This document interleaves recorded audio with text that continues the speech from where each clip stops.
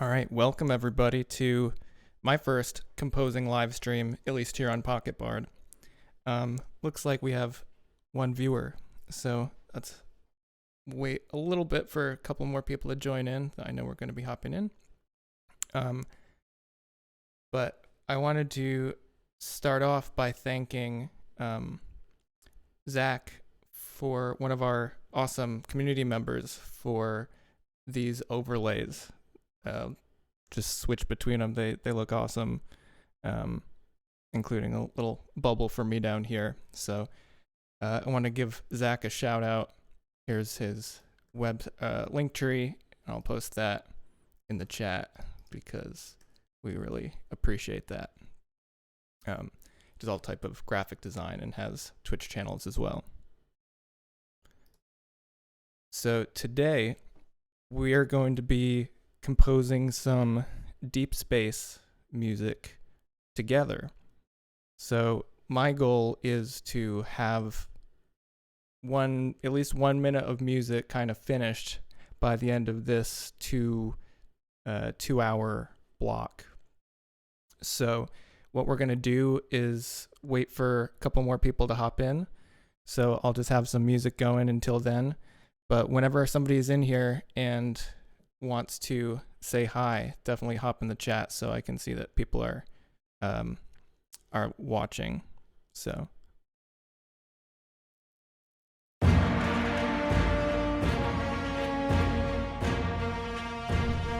this was a little medley I made, rescoring a Star Wars scene, and it's where I got some of the content. I broke it up into different pieces and made more sci-fi tracks out of it.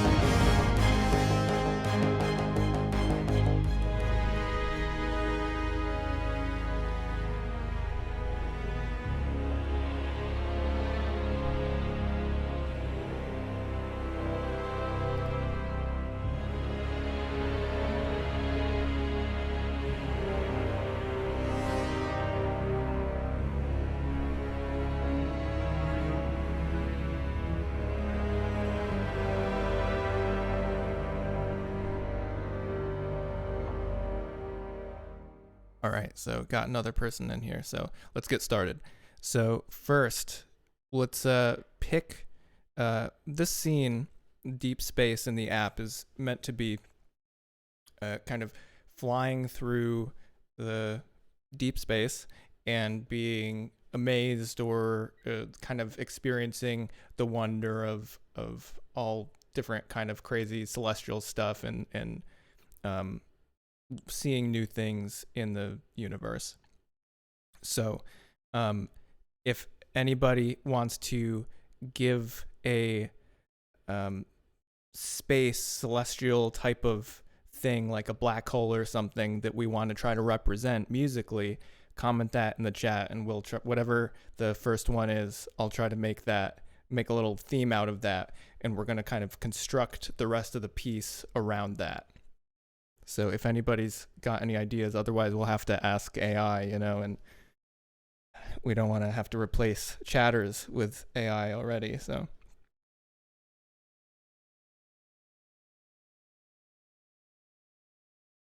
All right, so we don't have anybody, so we're gonna have to ask ChatGPT.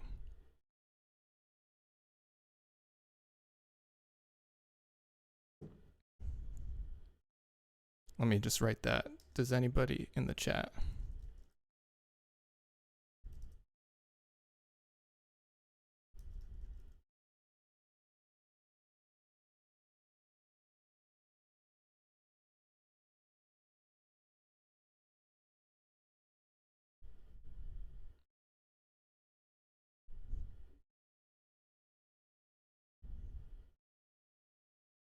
All right, so let's just start with let's say the theme of this. Let's write this in the chat. Theme of the piece.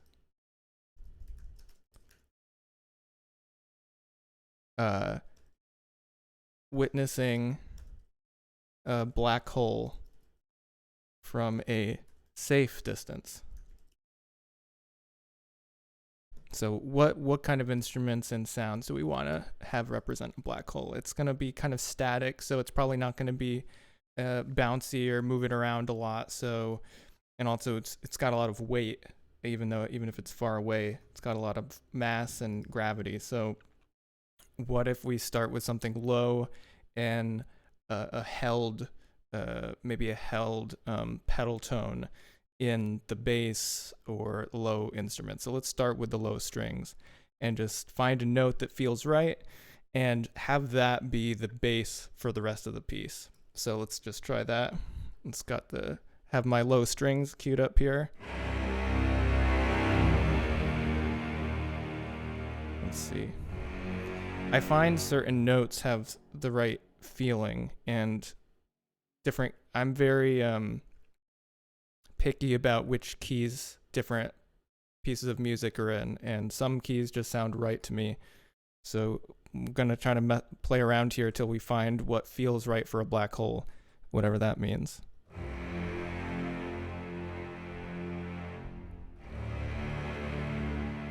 D feels right. All right, so we're at, let's see what BPM we're at. We're at 73, and that's going to be the case for a lot of the deep space music here. So if we want to get started,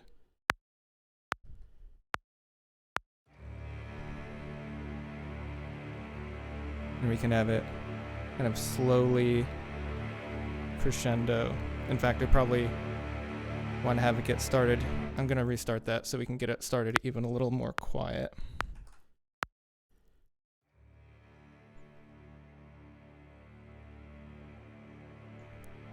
Forgot to put the click track on here, but I'm using both hands, so I can't turn it on at the moment. Just a really slow crescendo.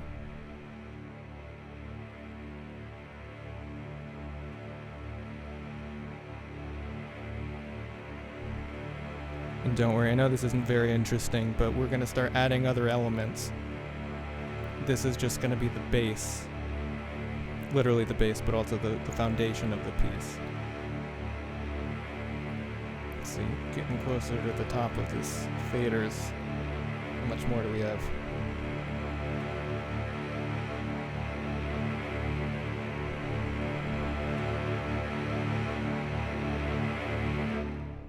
Let's stop there.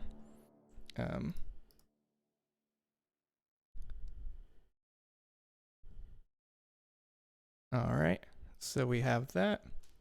Just keeping an eye on everything. So let's go back. So we have this now, this D, low D, that we're going to base the piece on. When we have a pedal tone like this, it gives us a lot of freedom to do stuff on top and keep the listener's ear grounded in either a key or just have some point of reference, so we can be a little bit more experimental or do things that might not be normal kind of functional harmony relating to that D. Does anybody want to, in the chat, give a specific chord? Again, not many people here, so I won't wait too long. But what I want to do now is start to add some emotional context to that low D. Again, just for reference, we have this super slowly crescendoing low cellos and basses. So if we have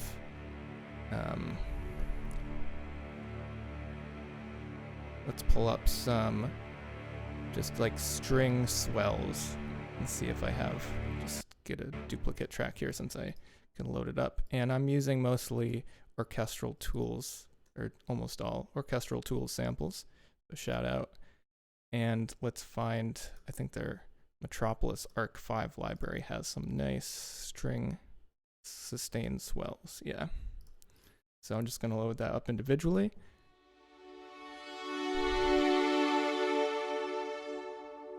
And again, so the D could indicate lots of things. It could be the key we're in. It could be the fifth in another key. It could be anything. So we can actually move around pretty freely over this with these swells and try to create an interesting sound or feeling. So we have this black hole off in the distance. That's what that low D in the strings is representing. Now let's kind of get the, like I was saying, the observer or the emotion around that. So let's have it start something not too out of the ordinary. Let's just play it A with a sus2 or...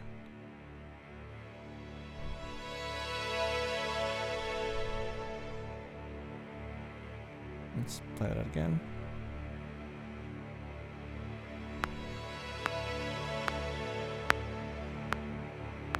Let's do B sus2.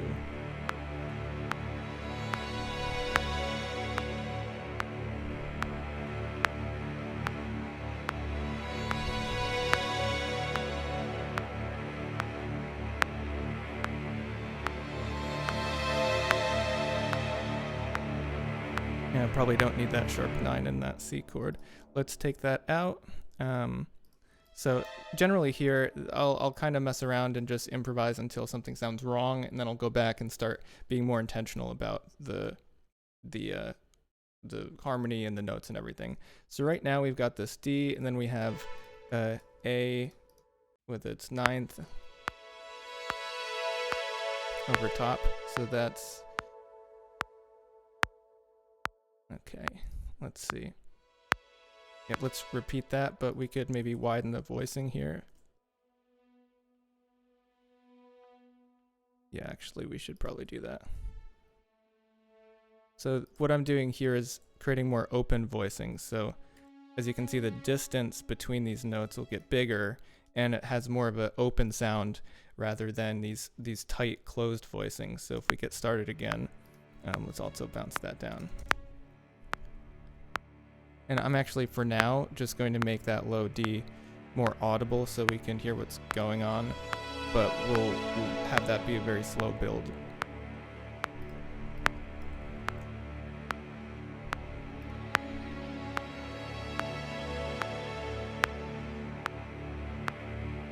So we have this kind of just meandering string swells that don't give a super clear sense of direction. Oh, hey Zach in the chat, I gave a shout out earlier, but Zach made these awesome overlays that you can see here. Oops, I went to the wrong one. My bad.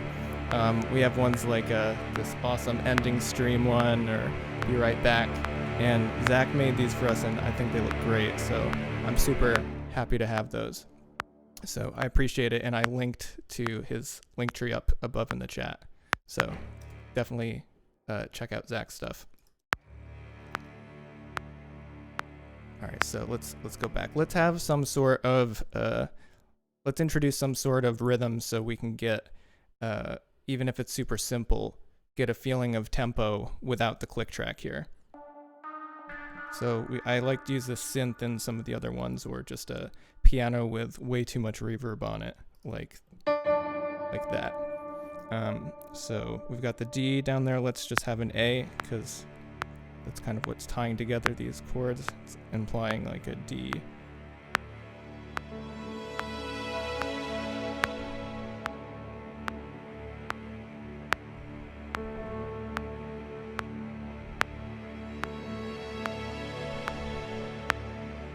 And as I'm playing this, I'm hearing more stuff. Bum, bum, bum, bum, bum, bum, bum. No, it's gonna go to the... Wow, I wasn't even recording there, but oh.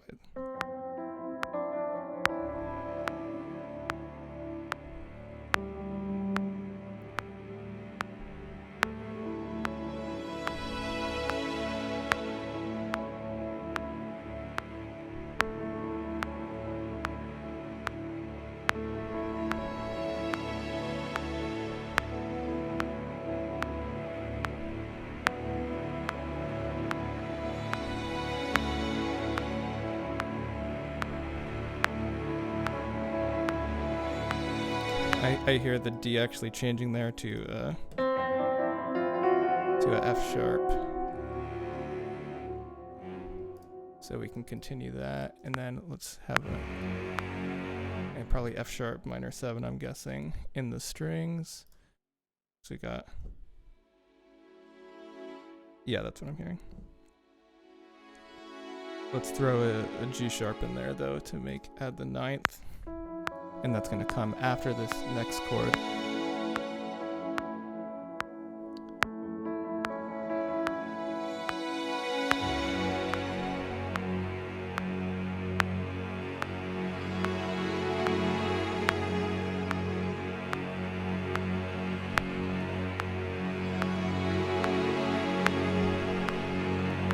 And again, I'm a horrible pianist, so I'm playing these chords in very closed voicings, and then I'm going back and opening them up like I just did there, so that, because I'm not great with my voicings. So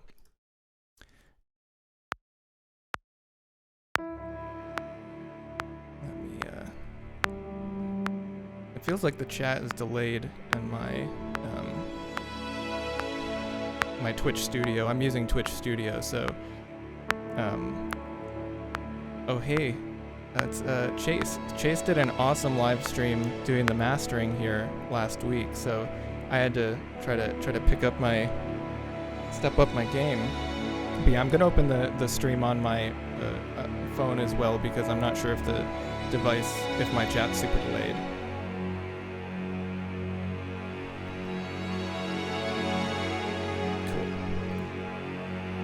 Alright, so that, I know it was kind of the cool idea of it at the beginning was to just have this D just crescendoing for the whole piece and being a pedal, and it still is going to be a pedal tone there, which basically means it's just, oh cool, a few seconds delayed. That's fine. I was worried it was like, a few minutes behind, but I'm glad to see people hopping in. Welcome Rob, welcome Chase. Glad to have you here, Zach. Again, I'll keep giving you shout outs throughout this, Zach.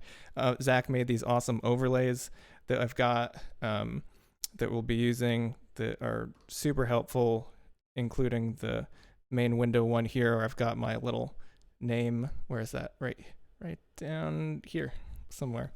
So shout out to Zach. I'll post the link to the link tree again, because he's great. So going back, originally the idea was to just have this D as this pedal tone throughout the whole piece, but it's a little much. So we put the F sharp in there, and I think it's time to probably start bringing down the dynamics here as well. So let's also just learn this key command where you can press plus and minus to switch between CC, which is basically these parameters I use to manipulate the music. Cool, so let's go back to the beginning. Let's put that click back on. And again, one of the things I had said at the beginning of this is I want to try to have at least 1 minute of music done at the end of this 2-hour stream. Hopefully more, maybe a minute and a half, but let's aim for it.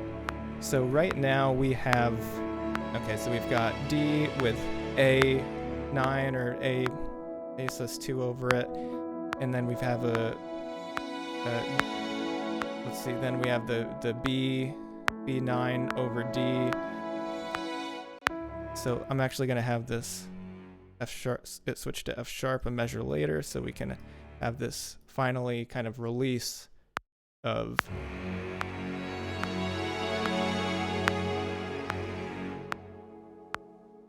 so we have, can somebody in the chat say a letter A through G?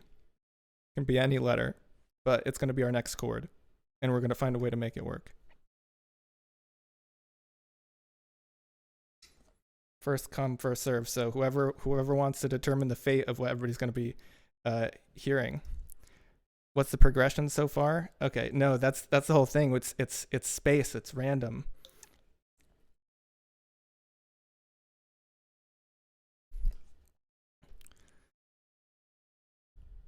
All right, I'll play it from the beginning. That G was a mistake, by the way.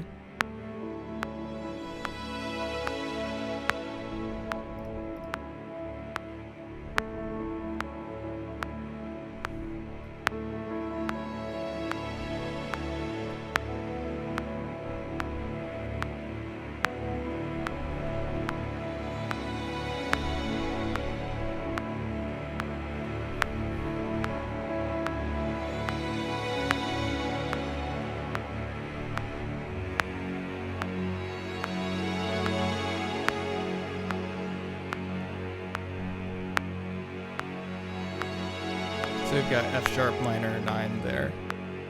So L. Oh, L's in the chat.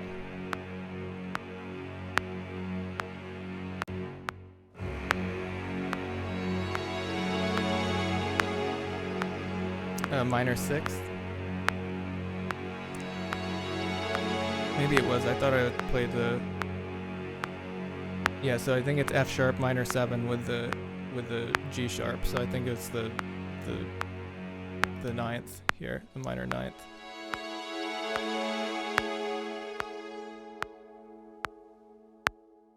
A flat 7. Let's go for that root position. Okay. Again, we might want to open up the voicing. So let's start with that F sharp chord here. You said A flat major 7. Okay. Root position.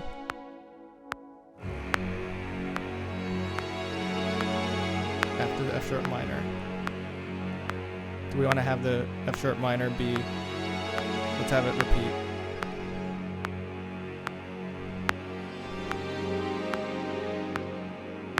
Still with the F sharp root.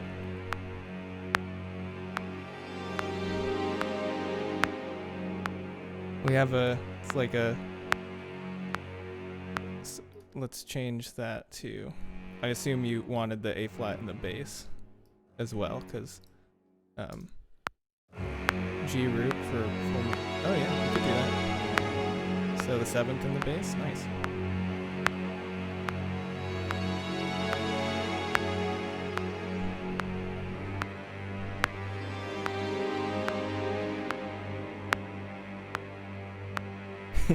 Nice. Pathfinder campaign. Yeah, definitely good. I think that A flat 7 definitely adds some interesting tension. So we have a better context. Let's make these voicings a little more in line. So why don't we double the yeah, let's good thinking, Rob. Let's smooth it out a little bit. So we could go, how about over E flat, cuz that might be a little less abrupt. I can also smooth some of these.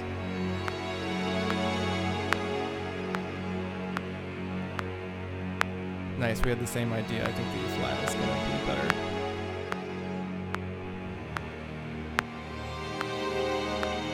Oh, we still have that. Oh, we haven't. Why do we have an F sharp in there?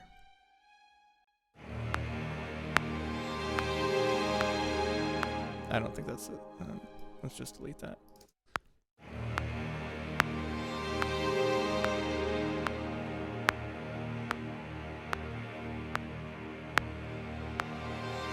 Still good. That definitely sounds off. Okay, so here we go. Also, let's take the dynamics down, because these legato transitions here are pretty extreme. So what we're going to do here is go to the bass, because when it's changing these notes, it sounds pretty abrupt. So like that's a lot. So let's just kind of bring the dynamics down. Again, I'll probably go back and edit these, and also let's make sure we're on a actual, paying attention to our meter, which isn't super important for stuff like this, but whoops, I changed my layout accidentally. Also, just so you can see how I like to work is to have the two primary windows here. I'm using Logic Pro that I use are the MIDI window, which is this one, and I just put this full screen. Then I also have the tracks window here full screen, and then I have just use my Apple mouse to swipe between them.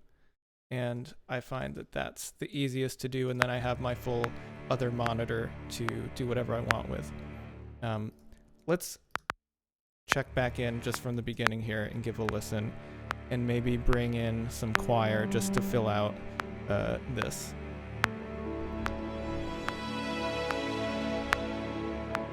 Yeah, everybody check out what Zach posted. I definitely want to.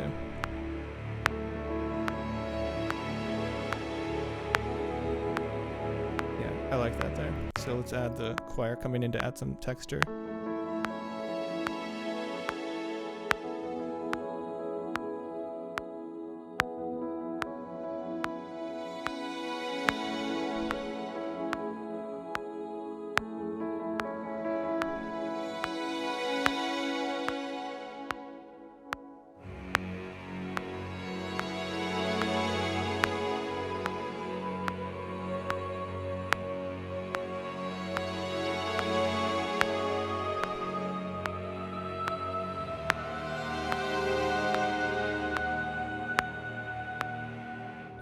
what chord did we actually have there?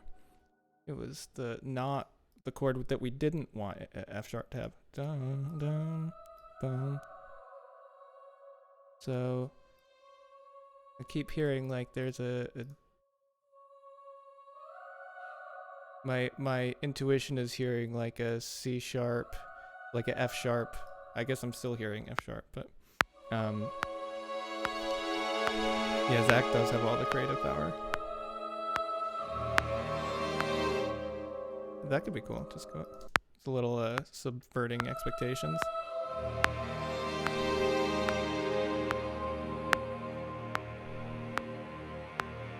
And then I hear it going up to that, dun, dun, which should be where's my piano track so I can just easily.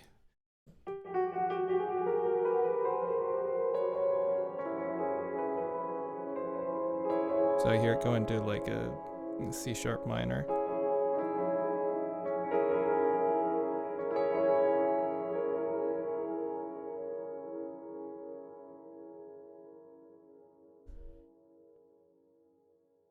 I know, the A major 7. It's amazing. It's funny thinking back to, when we were learning music and in theory and everything like that, and the kind of the most basic teaching principle was minor chord is sad and major chord is happy.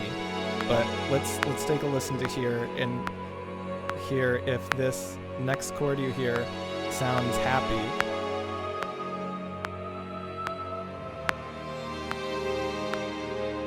I mean, I guess there's still like a warmth to it. Also, the choir's coming in pretty early. Let's get your timing right, children. There we go. So now let's bring back a little bit of that. What was that? That piano. That boom boom boom boom. Again, that G is okay. Finally gone.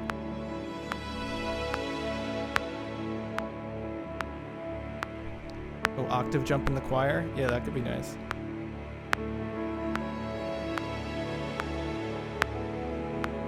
I kind of feel something I heard would be bringing this, because again, we are in the sci-fi pack, and I like the sound of adding a lot of synthesizers to this, and when you all hear the sci-fi music that we've been coming up with, I think it's a cool mix of synths and orchestral stuff.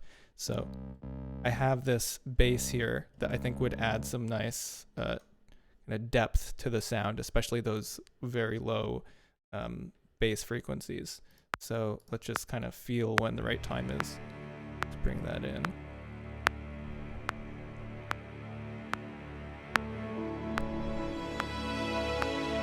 Yeah, I like the saturated piano. It can fill up a whole space by itself. There's even some points in this scene that it does, basically. Octave down.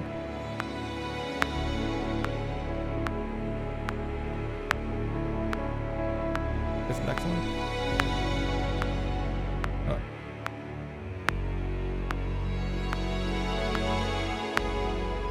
That's too low.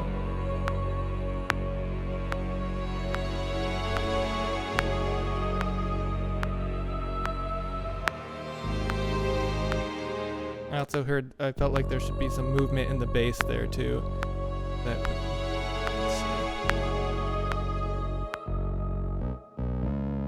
Up to the 5th maybe.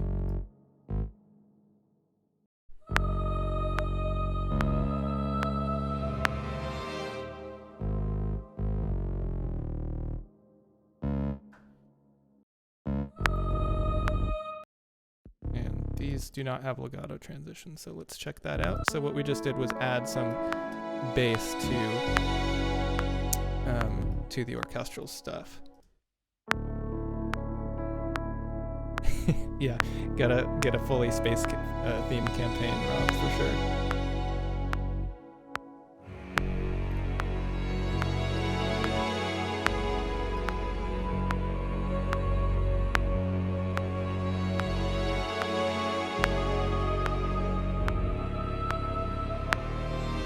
I'm just gonna leave that on the F sharp there and the basses.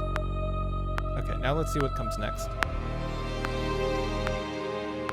I feel like I heard there was one of the string parts in there made me feel like I heard some of the overtones of a horn in there. So that's usually a good time when I feel like I hear an instrument. And Chase and I have talked about that. What did he call it?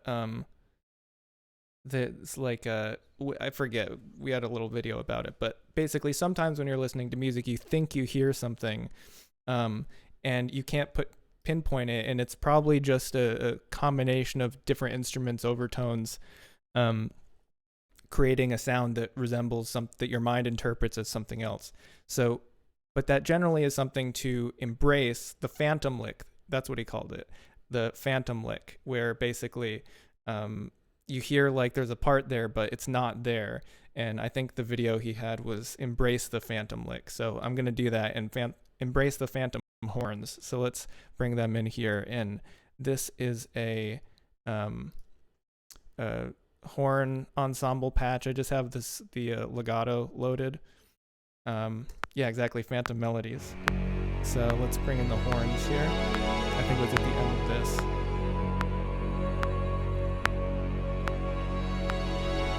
Space horror or thriller? Yeah, for sure.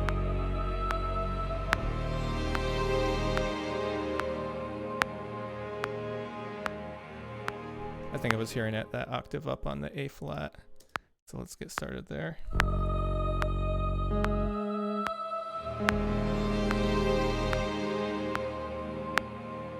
Oh, I'm not even clicked on the horns. Whoops, where was I? Anyway, sorry, let's do that again. All right, also, if anybody has another chord after this, after A flat, we've got A flat major 7 as the last chord that we have.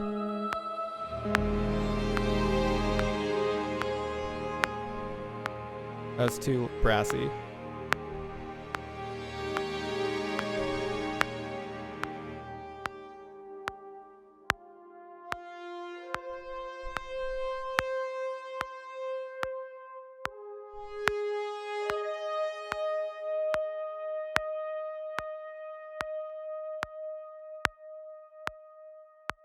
Sorry, I'm just going off intuition now. Give me a sec.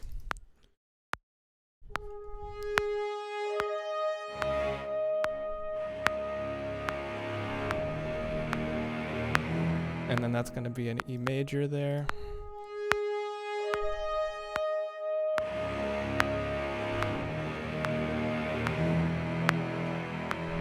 And then let's do it again.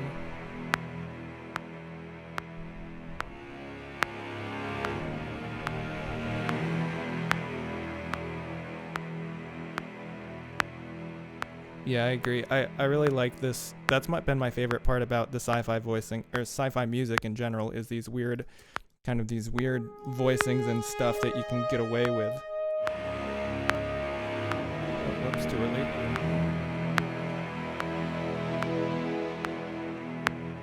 Let's spread that voicing out.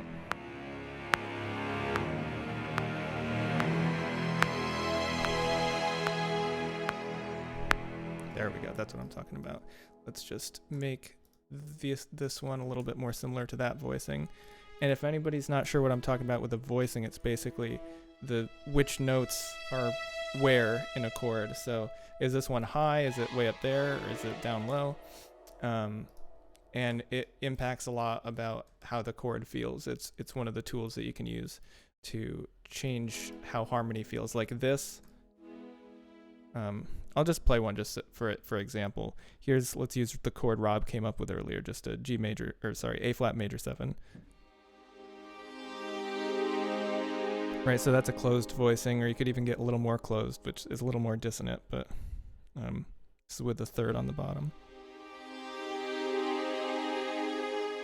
So the notes are a lot closer together, whereas we could space it out. Again, this is extending the range, but I think you can get the point. Let's see. What am I missing?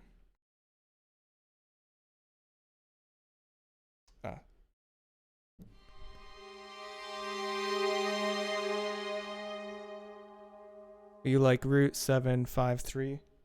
Yeah, that's that's what I just did. That's funny.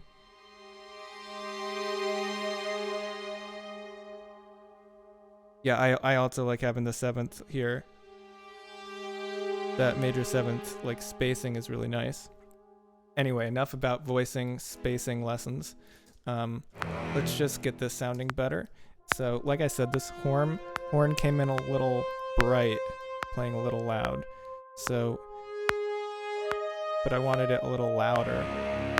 So let's bring it the just volume up, which is this stuff here, the blue, and keep the dynamic range. Let's actually bring it down a tiny bit. Although that was nice there, that the brassiness we got at the top of that swell. Again, gotta listen to that again.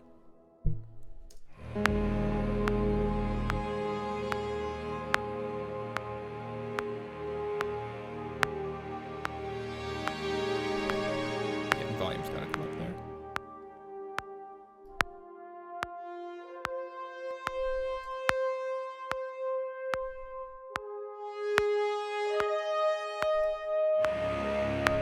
Now that bass came in way too loud. Let's have some. I also am hearing some tremolo in the strings. Let's see what patches we got here. So this is on, what key switch is this? So these key switches, these are all the articulations I could use here. So this is a tremolo. This is a lot of reverb on that. The swells like we've been using. But I feel like having a little bit, the tremolo is going to add a little bit more tension to any of the notes that we have. So let's add that. I heard that in the violas here, somewhere, maybe on like the fifth.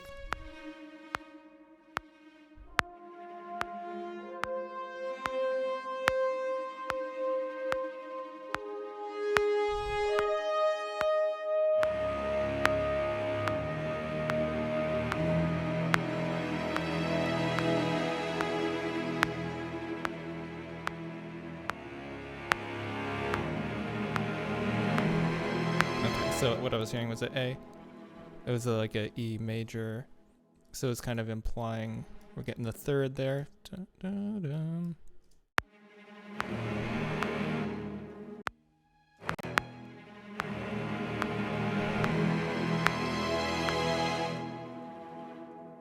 And we're just giving kind of another octave there to the bass. And how are we doing on time? We're 40 minutes in and got about 2 hours.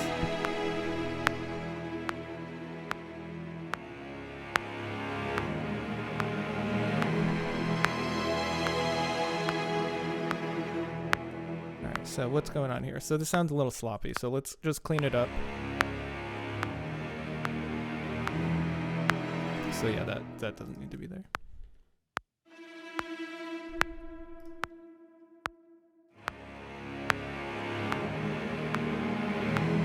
Also, somehow we got like a measure ahead, so now the downbeat is on the third beat, so we can figure that out. It's probably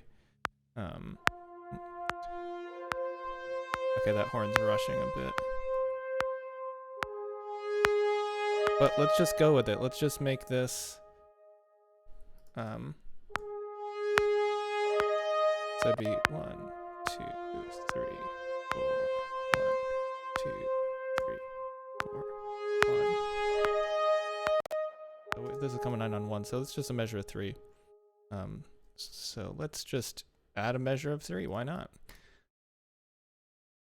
And then we'll be back in 4. So instead of trying to change the music, let's just change the numbers. That's just one measure, and then we should be back on.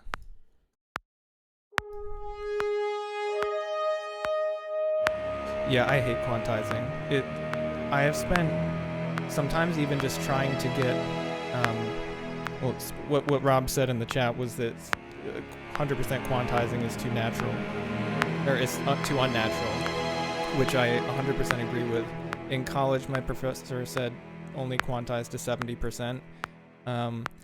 But with a lot of this type of music, even that I find is a lot. And generally, I could spend, and I have sometimes spent hours on tracks quantizing, and even just trying to get the attacks right on certain instruments. And even if I'm trying to be logical about it, where I'm, for example, trying to get the orchestra to sound like they would in real life, messing with it and being too intentional with it sometimes just doesn't work. Especially in this type of smooth kind of swelling music. And that's one of the big things I want to focus on with the Seafaring, is having a much looser type of feel, because pirates are drunk.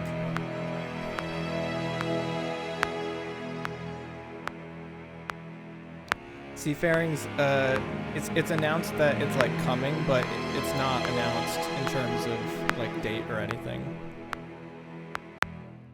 Okay, I just haven't even been listening as I've been listening back. So okay, we've got this coming in.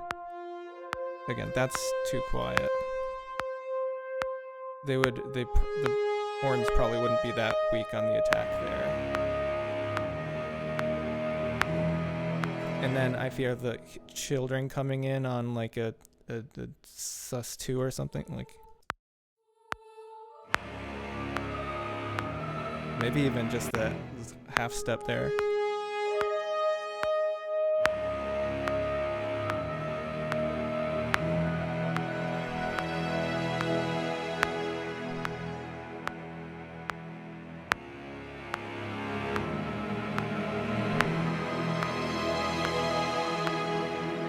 See, now it's getting into some weird stuff.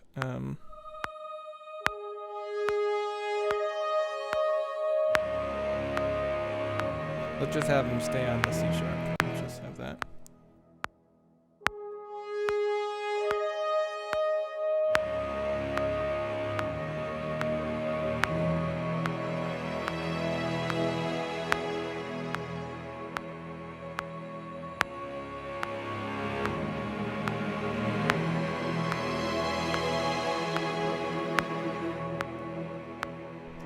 One of the things I also like doing is having an element that comes in, and then the things around it that come in after it start to make it sound wrong, but it just stays held. It's kind of stays intentional about what it's trying to do, almost like it's refusing to change based on what's going on around it. Yeah, exactly. Another pedal tone. So now if we've got a C sharp pedal tone, how's that recontextualize these chords, which we've got? So we've got an E. So it's like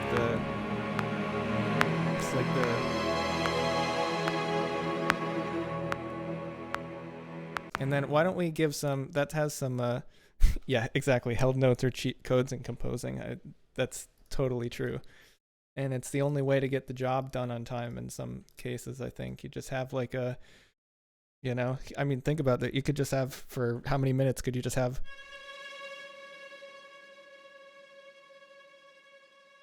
In a tense scene. Oh, get a little quieter. I mean, there's sometimes goes on for minutes at a time, right? All right, going back. Why is that so quiet?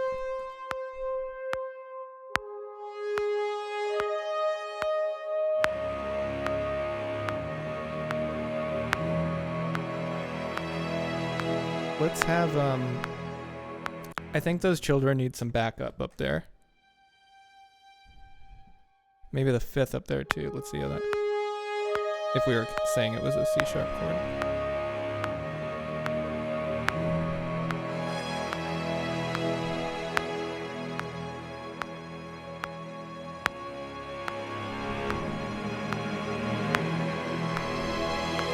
Yeah, I like it. We're gonna have to clean it up so it's not quite so dissonant, but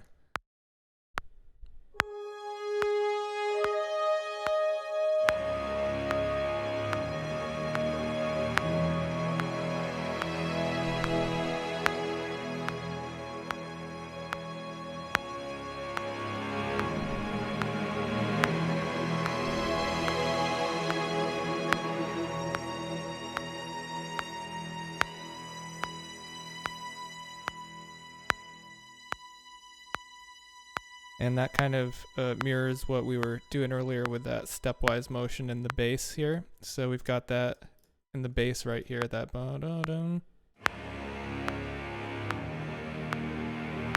Now we have it up here. Where is it? Oh.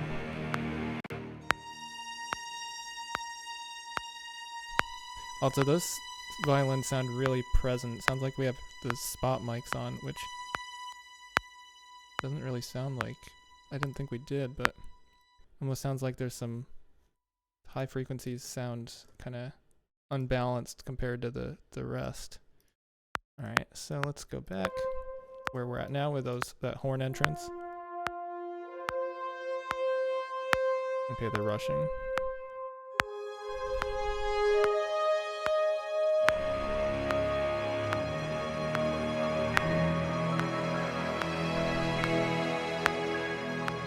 There we go. That's some more backup for the children.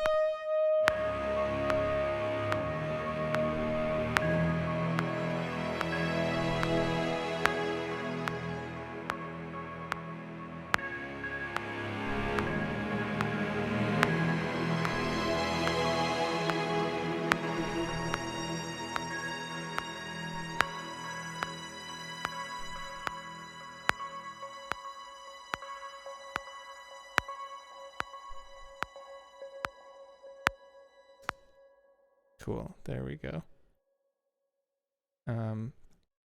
Yeah, sounds like we should start to have some stuff pick up motion. Yeah, that's a good idea. So one of the things I like to do in these deep space tracks is have the flutes, this other synth. I don't know why I called that. When Chase and I were originally setting up a template for a sonic template for sci-fi, we liked some specific sounds, and I named something synth, I bet. So this was probably just other synth. Oh, thanks, Mr. Ratburn. You're my favorite character in Arthur. The best character. I mean, I don't even need to say my favorite. Just the best is probably more accurate. So this is, I'm gonna add now to that other synth, just that. It's kind of hard to hear, but it's just like flutes playing staccato. And I don't want to play the whole thing, so we're just gonna do some other composer cheating, which is, click and drag, copy paste type of stuff. And so I'm gonna quantize these first notes because they were just really late, but like 50% maybe. And how many measures did we have that going on for? Till wherever that is. And let's see. Actually, before we do that, we don't want in these dump bump, we want those to be the more aggressive. Let's see. All right. Yeah, that's right. I am a whiz. That's what. Thanks, Jen in the chat. I appreciate it.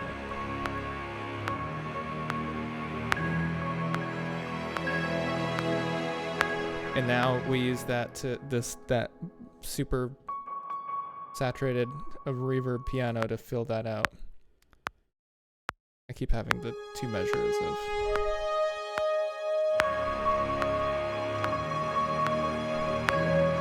Yeah, that's the right octave. We're gonna need to quantize this a little bit.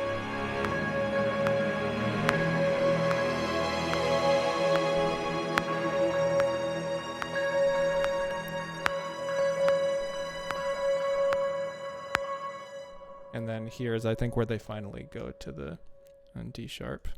Sorry if I'm just interchanging whether I'm calling these sharps or flats. I don't. A lot of the stuff I write switches around keys so much that I kind of don't pay attention. And then I'm hearing some melody come in here, something like that. Maybe in the strings. Hey Fusca, welcome.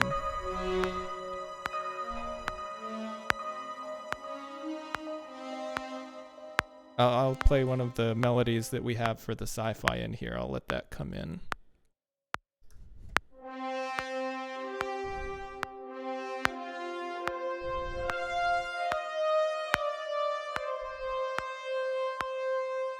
Thanks. I'm glad you love the app. We're trying to make it useful and fun for everybody.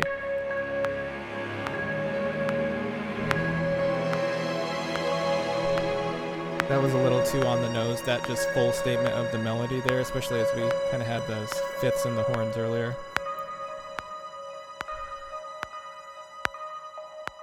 Yeah, we just got a big feature working today in a meeting, so that's a big roadblock cleared. There's one big thing we have to do before we can push a lot of the new content and updates that we have. There's one kind of major issue that we have, but that we should be able to fix that in the next couple of weeks.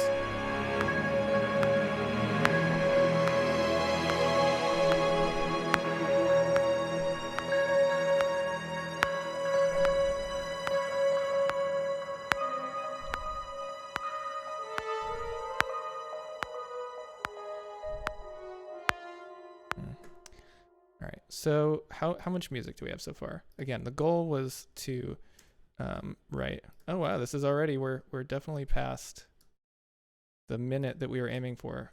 Since we're only less than an hour in, let's aim for 2 minutes of music. Let's double a goal, and let's just listen back from the beginning without the click track and hear what we've got so far and see if this all fits together. So I'll shut up for a second and we can listen.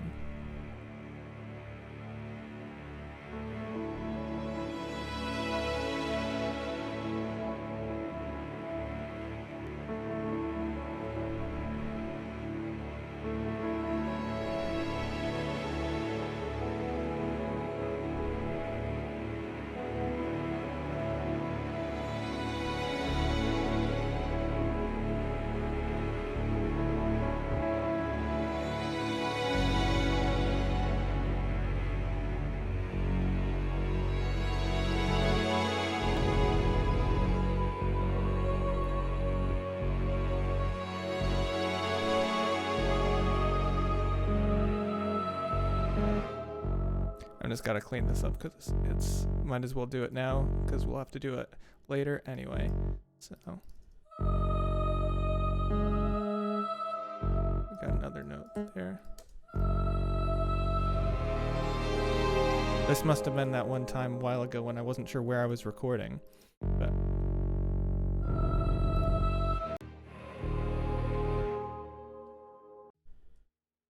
and let's let that fade out there.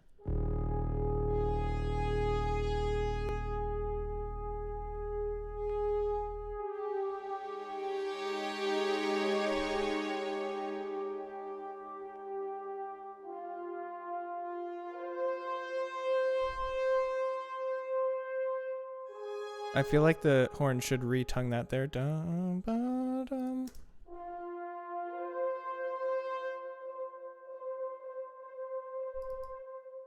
Might need more space than that.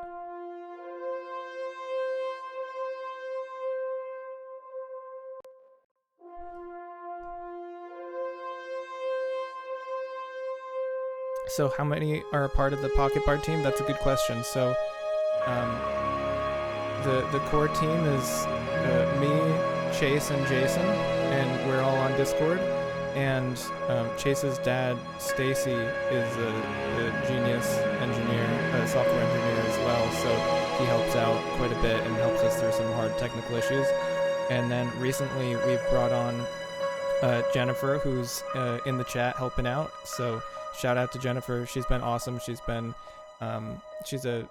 has a social media, does social media and marketing stuff, and she's been working freelancing as our social media coordinator, but she's been game changing for all of this stuff and helping us really get set up. So shout out to her.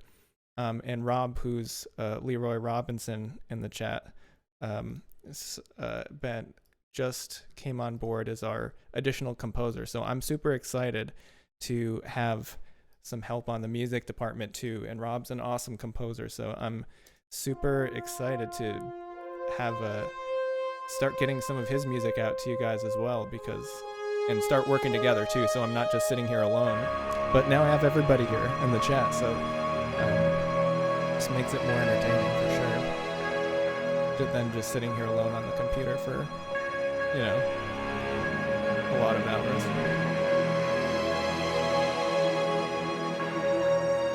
Yeah, I agree. Streaming while working, this might have to go from, oh, maybe I can do 2 hours a week to I'll do 7 days a week, 6 hours a day. I mean, honestly, that's not a bad place to end the track. We could end it there. It's just kind of a nice fade out.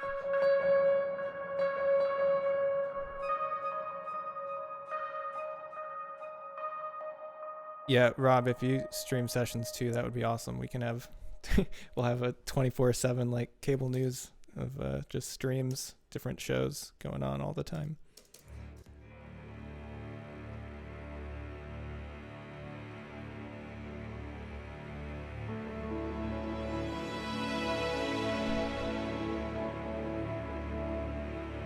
Yeah, so let's do cleanup. Let's just save, because I haven't saved yet. There is auto saves, but that would have, been an hour lost of work. So a question about after sci-fi, what's coming out? We have so sci-fi is going to be, a majority of the sci-fi is going to come out in the launch of the sci-fi, but for the next, I believe, 3 weeks after that, unless the initial release of sci-fi is delayed, but the weeks after that will be adding more scenes to sci-fi. So we have, I think it's 8 scenes on launch, with 3 more coming out week to week after the initial launch. And that's just so that we can make sure everything, to give us a couple extra weeks to get that extra music finished and cleaned up and ready for everybody. Because we want everything to be pretty polished. After that is going to be Seafaring. So Seafaring, we're going to release a little bit differently. We're going to release a batch of 4 scenes at the beginning. And then we'll be releasing them week to week or every other week as we get them finished. So we don't want everybody to have to wait for all Seafaring to be done, because I know even just 1 or 2 Seafaring scenes could be useful. You could use the rest of the Fantasy Essential scenes and then just add, Setting Sail or Maelstrom or some cool new ones that we have coming out to enhance your campaign and bring you into a Seafaring world. But you can use those interchangeably, and one of the goals we have on the content side is to have all the different scenes fit together. Like, obviously, this is sci-fi, but when it's mixed and mastered, it's not going to sound too out from the current Fantasy Essentials music. I'm using a lot of the same samples. These low strings I use on the Fantasy Essentials too. So there's still a kind of a continuity musically throughout that. And that's what we want to have, is be able to release stuff and have people checking in and have new stuff that's more regular than just waiting months. All right, so now we're in cleanup and mixing mode. So we're going to switch gears a little bit. We still may add some new parts in here as we mix in and clean everything up. We might notice, oh, that doesn't fit as well as we thought, or now that that's uncovered, let's get rid of it and switch it out for something. So yeah, what I'm going to be listening for at first is stuff that just sounds kind of wrong, and we'll be doing little edits there. So listening from the beginning, let's go through.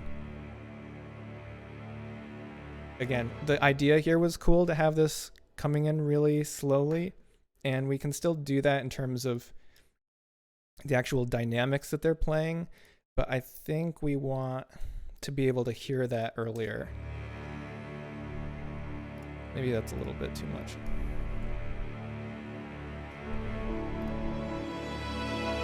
This piano needs to be louder. And then some of the questions here are, do we want to change the velocity, right? Because then it will sound more aggressive. So for example, if we turn the velocity all the way up, it'll sound like, yeah, that's not what we're going for. So maybe we can turn it up a little bit. That sounds pretty good. And then let's just bring the volume up. Yeah, I enjoy cooking. I think I'm going to do some meal prep tomorrow or the next day, so I appreciate it. So feel free to stick around and listen in. Yeah, that feels nice, that where that bass comes in. Let's get that bumped up a little bit, especially at the entrance there.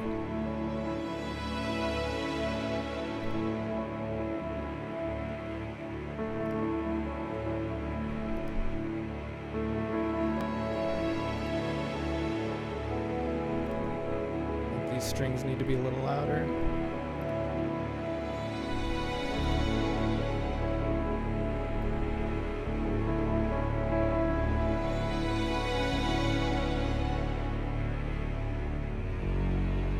So the basses weren't together there, so let's see what's going on. Let's isolate them and see why.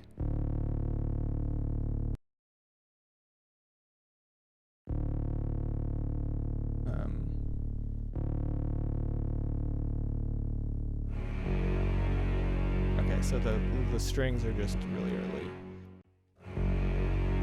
So it's a legato patch, which means that even if it was right on the downbeat there, it would be late. So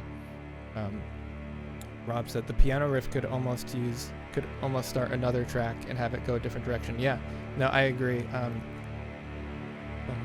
We could let's even do that. Let's copy that and bring that over here, and then if we have time, let's do another one. It starts with that. Why are we just listening to that? All right, let's go back to beginning.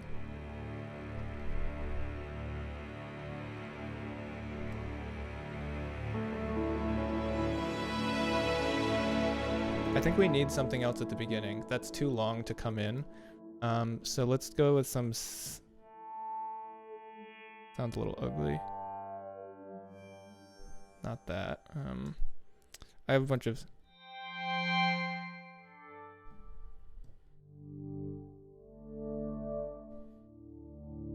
Let's add that in just when the bass comes in at the beginning, just in the low end.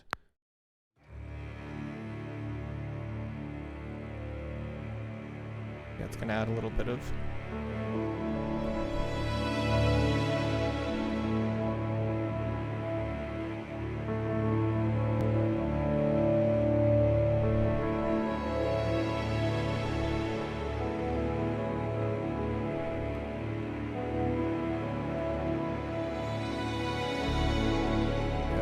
So that's going to fill out some of those bass frequencies so that it's not quite as an abrupt entrance.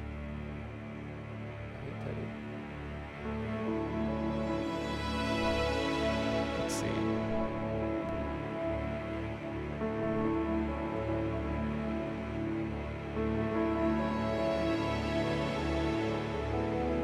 Oh, it still needs that like something just in the high end that has a little bit of interest, because that is takes a while to get in to, and then here the string swells. So I may have to pull up a new instrument if I don't have anything already loaded that's not that. Again, let's save again because I just got worried about it loading. One of the reasons I like Logic Pro and being all Mac stuff is because generally it's pretty stable. I don't run into a lot of issues, whereas when I used some other software, I had a lot of crashing issues and stuff I couldn't figure out. All right, let's just pull up a new synth. So I'm creating a new track, and we've got a whole bunch of things we could use. Let's go with something that is... let's just go with the built-in, since I'm pitching Logic. Let's just let's just pull up their kind of built-in stuff, because I actually like a lot of these synths they have for more sound designy type stuff. So if we go to experimental, some of these are, this is a sound I use a lot that you'll hear.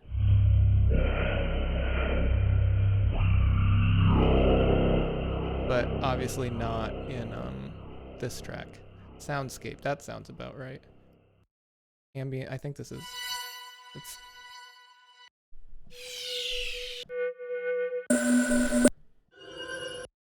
I also use this bowed metal space for the other ones that are creepier, some of the more horror kind of sounding sci-fi tracks.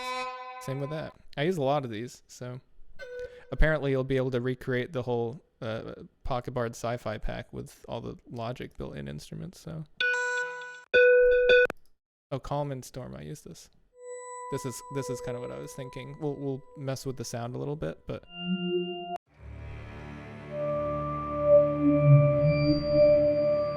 All right, so let's turn that way down and have it on an A.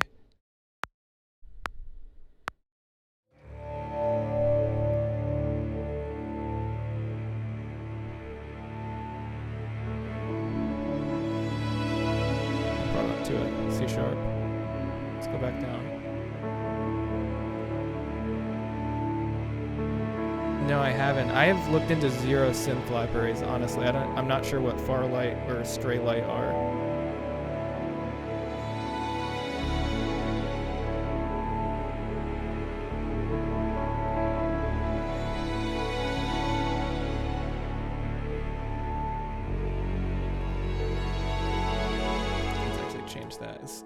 This doesn't need to go all the way there.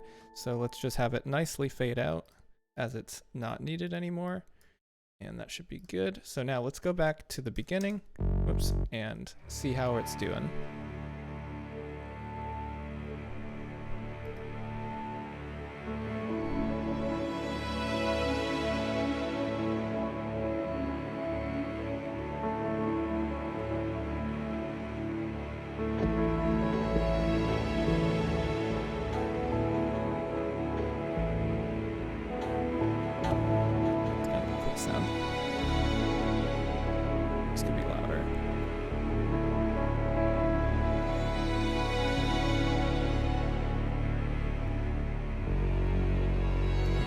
It loses a little momentum there. I think the piano stopped there. Yeah. So let's keep the piano going. Yeah, let's have it stay there, even despite the new chord.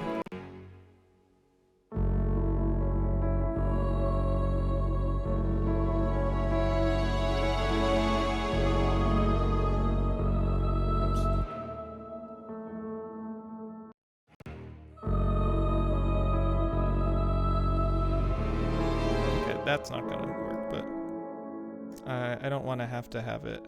Let's have it fade out through there.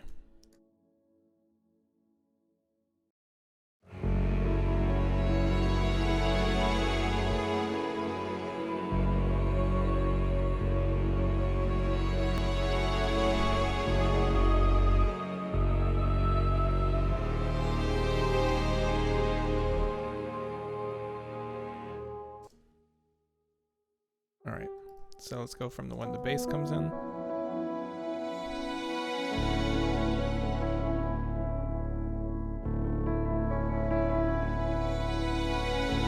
I feel like we need that.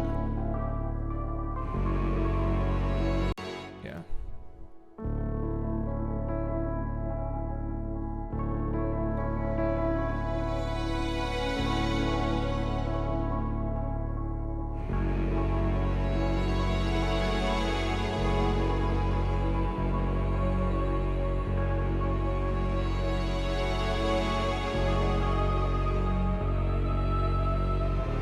And then why don't we have the synth take over that pattern from the piano with this new chord, which, what was this? This was the A flat major 7?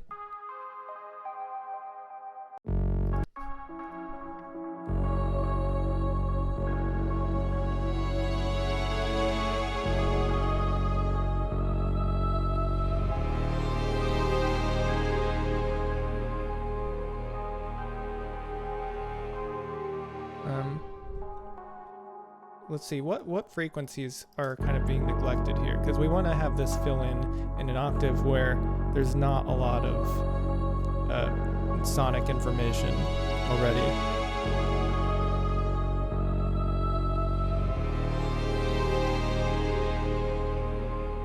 So it's missing kind of that like high mid range, so up around there.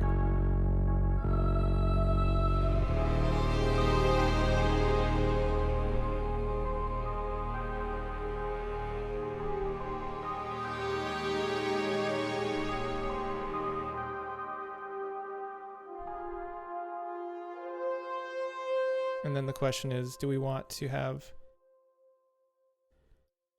do we want to have anything accompany the horns here, or do we want them to come in solo?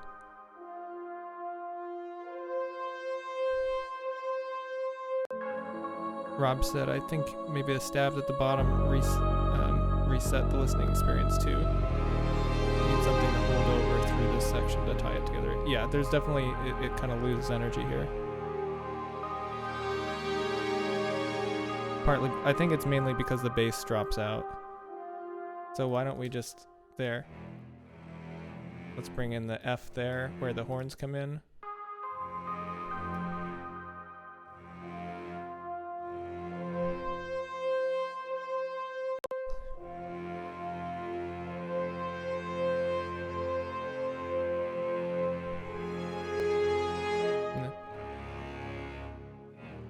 Probably go down to the E flat.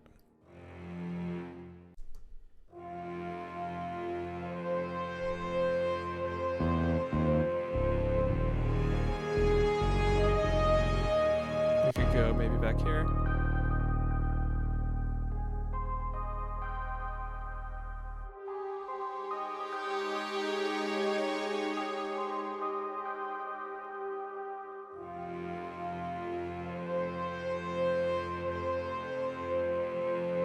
Yeah, it definitely loses energy right there, so let's revisit that in a minute.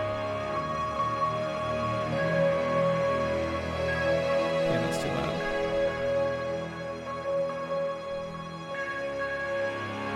And this, oops, I messed that up.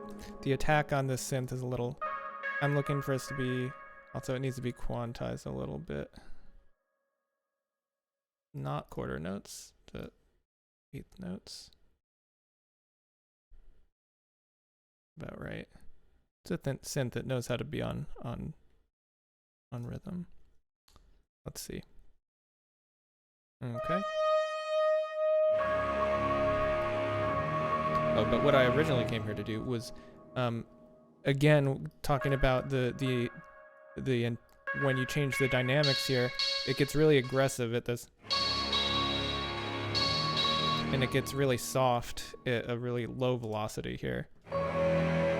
So you can't hear it, but the tone here is what I'm looking for. It's a little more muted. It sounds a little more watery. So let's bring the volume up so we can hear that.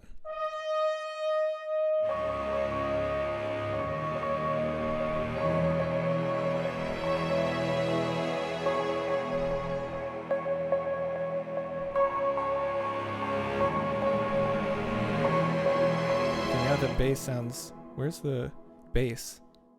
Oh, I have a low cut. I was wondering why the bass was getting cut out. I didn't hear much even though it was playing. So now it's going to have a lot more of that low rumble, and we probably should also bring in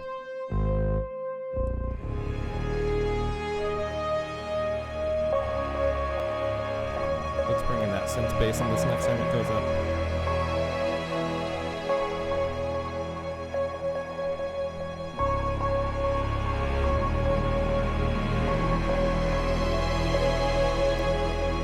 How about a tam-tam? Let's throw in a tam-tam there to add some weight. First of all, let's fix this. Let's make this longer. Let it fade out naturally. And now let's just make a new track and go to Sine Player, which is orchestral tools. I know tam-tams add to everything. So not timpanis, unpitched metals, tam-tam, and I like the 105 centimeter one. So let's just put that right there.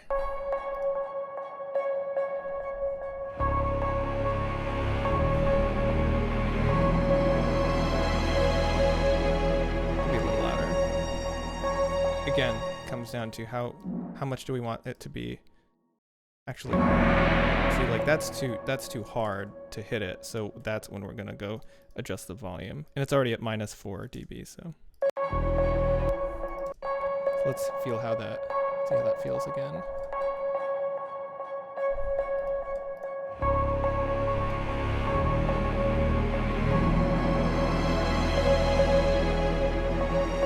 Oh yeah, that's why we wanted that. That's when the you remember that tremolos violas we had in there?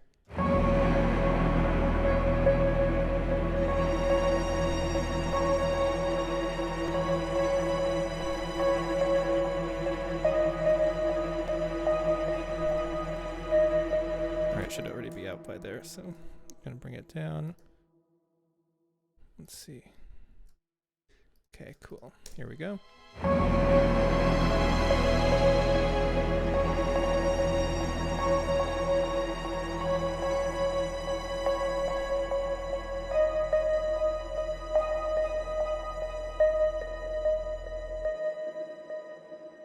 Yeah, that's a good ending. All right, so now let's go back to the beginning. Again, every time we go through this, it's a little bit more cleaned up. We're fixing smaller and smaller details.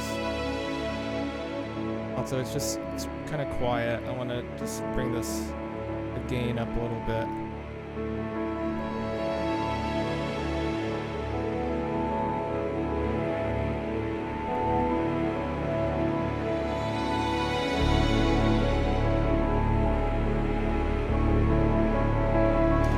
Cool is having some, we have the stereo image of the orchestra, but we don't have, and we have a little bit of a stereo widener on here, which makes it sound a little bit more wide in the stereo field. But why don't we also, I feel like I want to hear something that's kind of going back and forth a little bit like that, but so instead of this tape delay, let's put a stereo delay on it and really bring up the output mix. And yeah, this is what I was looking for. Let's also do let's pitch it down and then cut out the lows, because we're trying to make something that sounds kind of odd. So let's also here I'm using mostly Logic's built-in effects. I also have all these Waves ones that I use a lot. So it's always basically either the Waves, I think, Platinum bundle, or the built-in Logic stuff. And I like them both for different things. What was I doing? Pitch. That's right. Pitch shifter. And let's bring it mix 100%.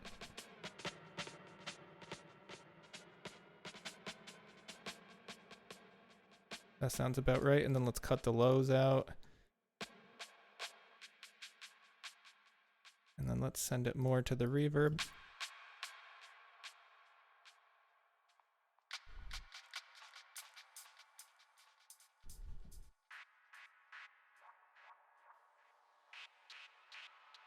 Let's go with that.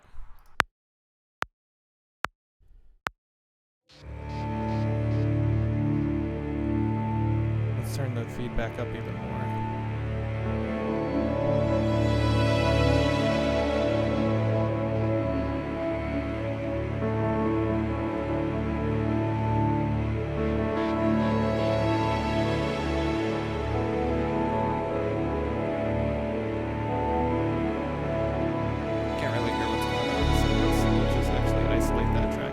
Up. Oh, I think I might have the feedback. No, I don't.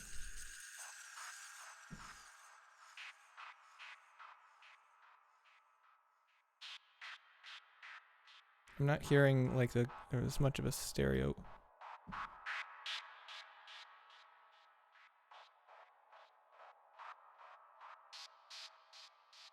Oh, I guess I want less feedback.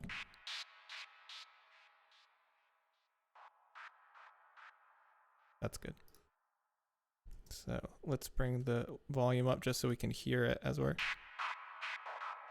playing it. Oh, we don't want it soloed though.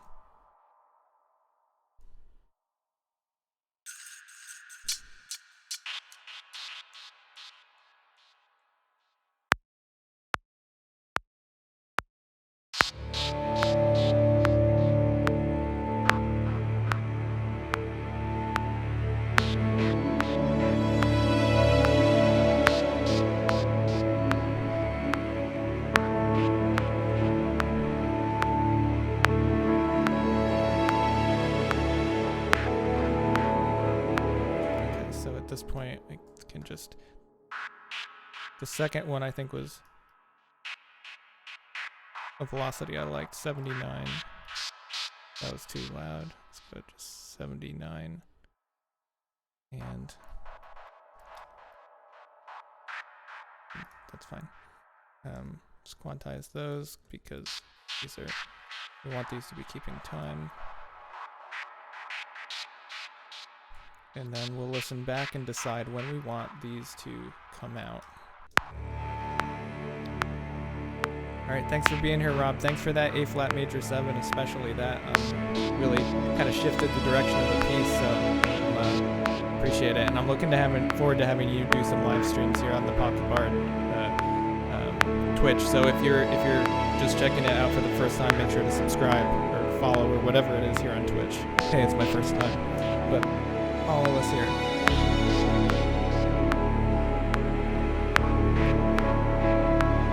Yeah, maybe this series could be called Backseat Composing. I like that.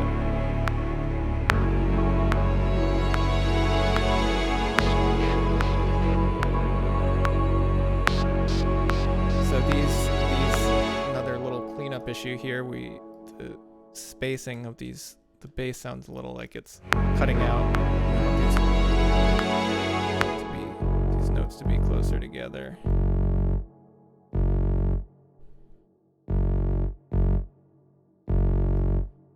Also, why is there a vibrato on this? Oh, I think it's controlled by the modulation control. That's why. We want that at 0. We don't want any vibrato. There we go.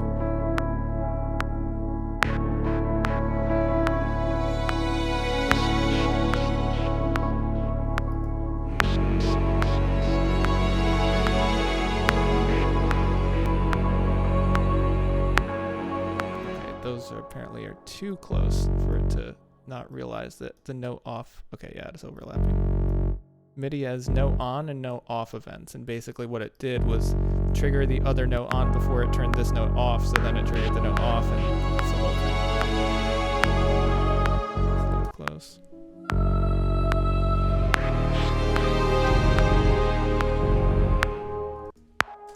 Okay. From measure 8.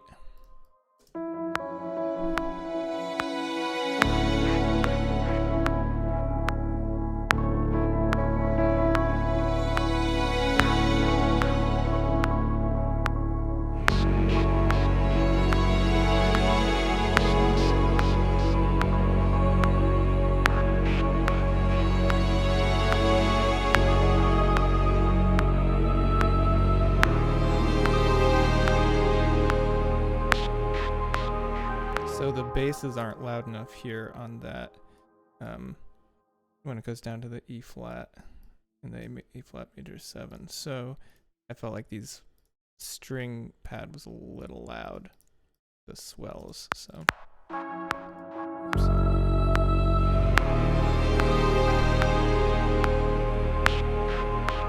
Okay, now we don't need these those little back and forth sound. So let's just bring the volume down and then we'll have them start to be pretty much in the background at this point.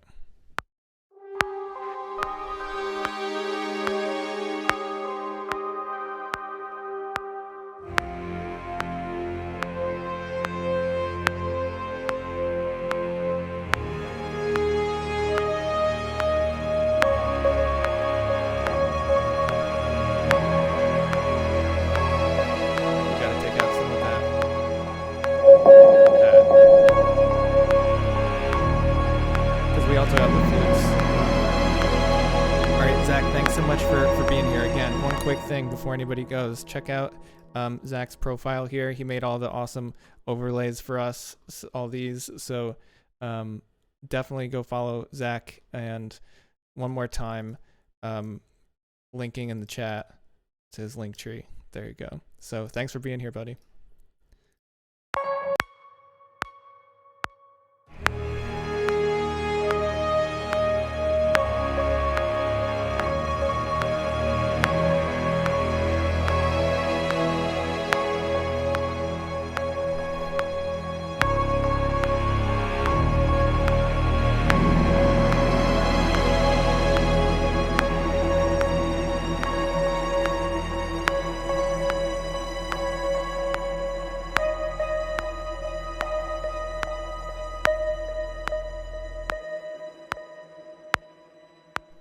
Cool. All right, from the beginning again. A lot of the ending process here is me just listening to it over a few times, to just checking all these things.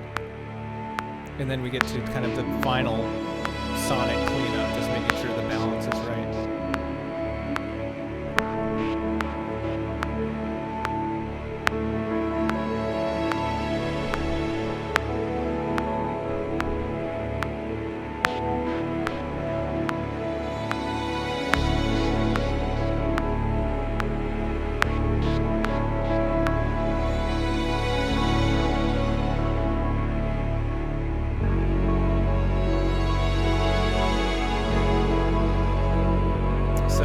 The bass here feels kind of, once the synth bass comes in, excuse me, I want to take the low strings down a little bit, because they feel a little boring once the rest of these elements have come in.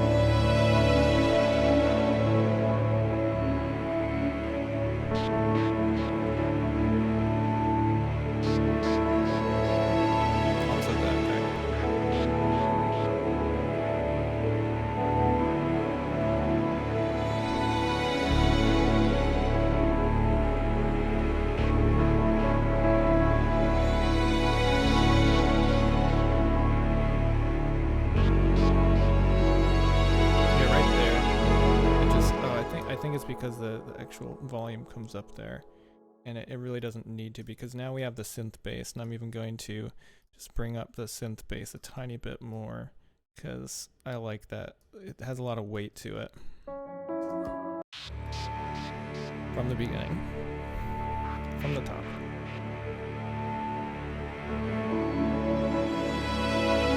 Let's cut out a little of the low end on this synth. It's kind of just those mid frequencies.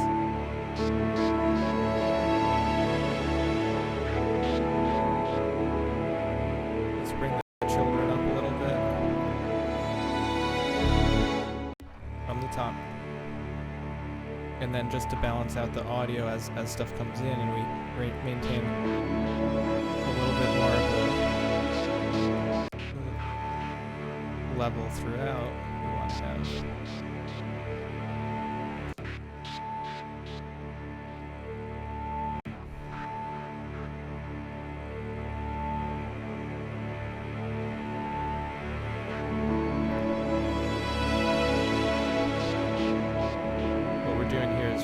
Trying to even out the audio levels.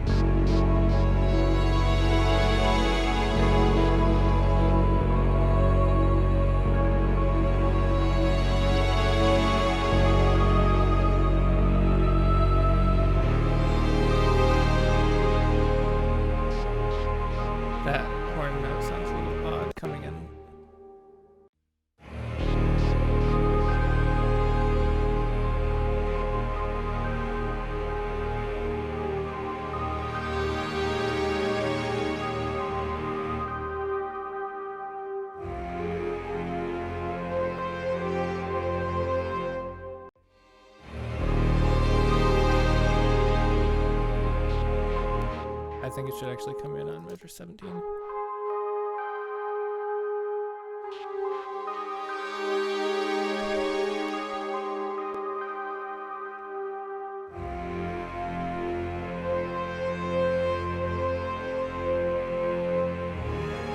So that needs a crescendo there in the bass. It clearly is kind of building here, coming up, but the bass isn't doing anything. So let's make sure they.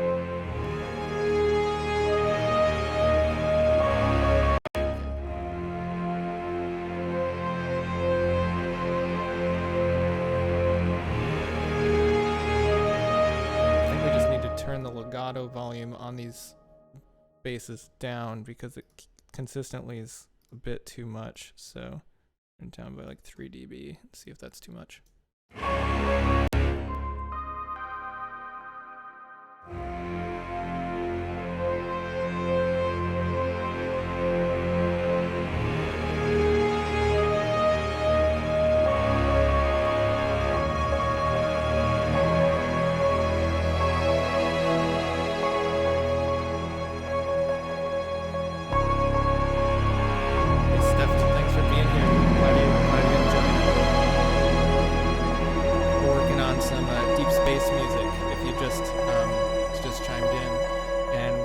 Started this piece back at 5 o'clock and we're finishing it up. We're doing some final cleanup, basically, where anything that sounds off as we go back to listen to it, we're fixing up and editing. Like again, these basses, this is one of the problems I have with this bass sample that I use a lot. I love the sound, but the legato transitions are often very abrupt. Like that, just hear it. And there. Those ones are good. Let's have this actually not be a legato transition.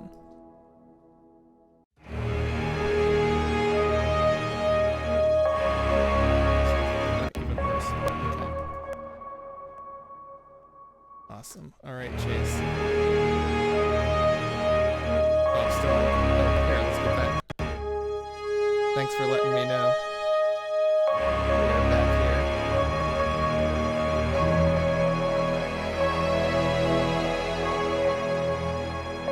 Hey, how are you? Welcome. We're working on some. I'm basically in the process of cleaning up the deep space music that we just wrote and trying to get everything smoothed out and clean. So the original idea here was to kind of have the scene I'm imagining is flying on a spaceship through space and you have a black hole off in the distance, not close enough to be dangerous, but just having the passengers observing it and trying to kind of create that musically. So I'm gonna go one more time from the beginning so if the people who have just hopped in can hear what we're working on. But I may stop to make some edits because the goal was to get a minute of music finished. If my mic's quiet, I can turn it up a bit. How's this? Okay, so looks like I'm still good with audio levels, but let me know if that's cool. Glad that's better.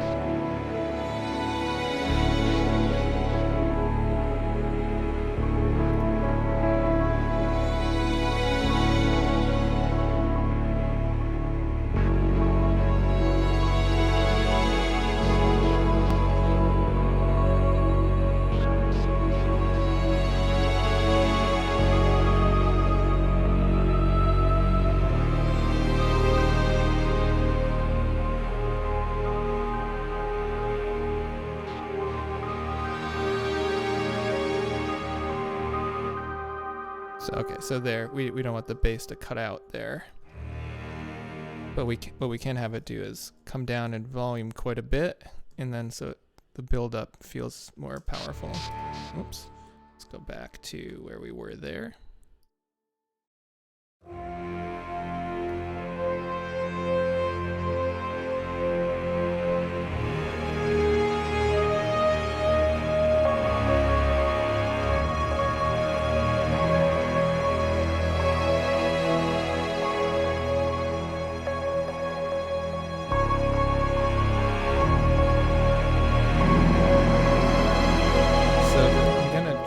Around a little bit, so these transitions here you can hear are just kind of abrupt, so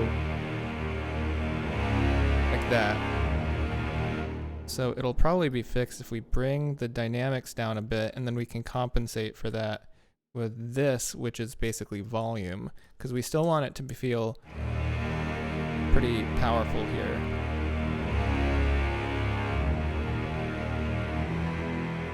Okay, that's better. Then we're gonna have to make sure this is smooth the volume here.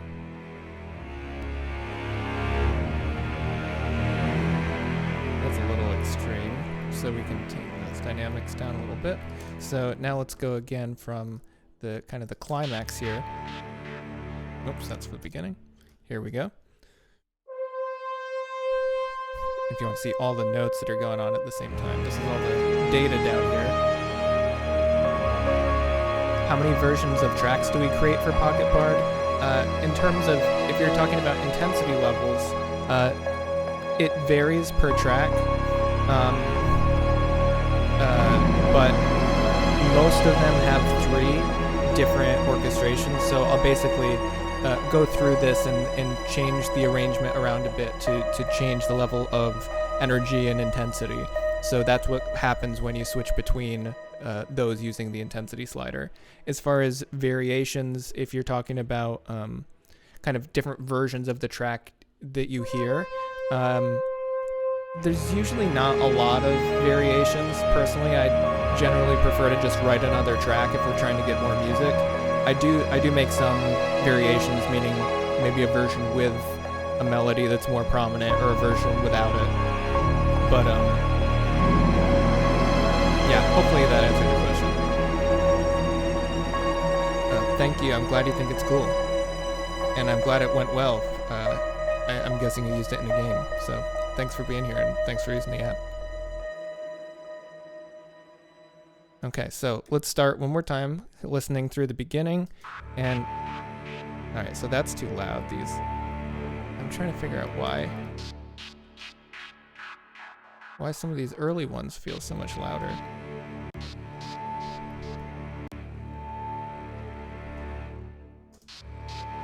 Let's just have it fade in.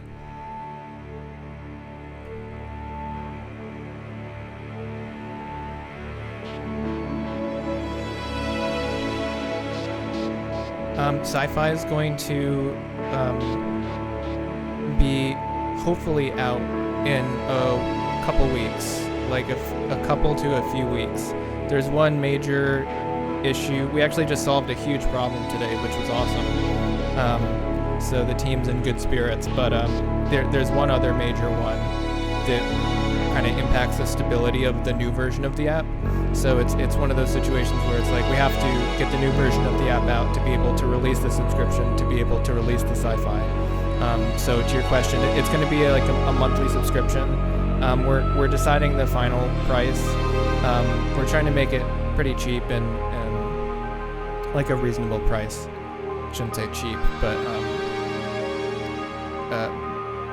we'll probably be able to announce that pretty soon, but we're still giving it last kind of thoughts. We had polled people at PAX what they felt after using the app, what they felt it was worth, and we're trying to stick pretty much within the range of what the users of our app seemed like they felt it was worth.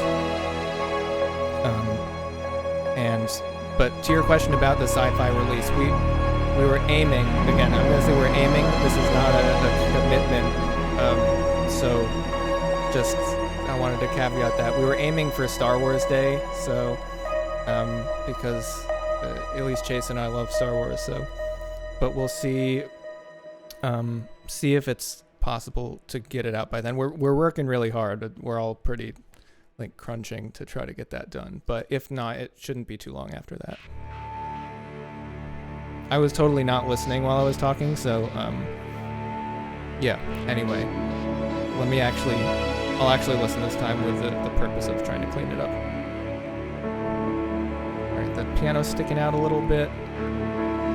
Just these specific 2 notes right there.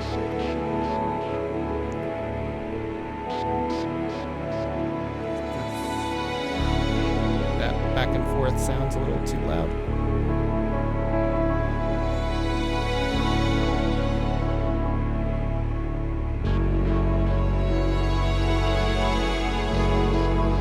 I feel like the swells and the strings are getting a little loud there. I'll turn those down a tiny bit.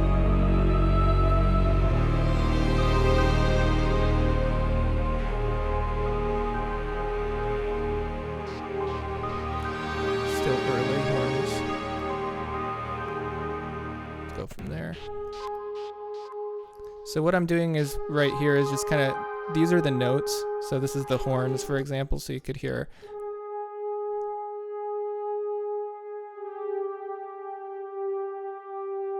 So when I'm in this mode, I'm generally editing more details about each specific part. This is the tracks window, so this is kind of a general overview of all the parts that I can visually see, that has the tempo and the time signature and everything laid out in a way that's kind of a big picture overall view.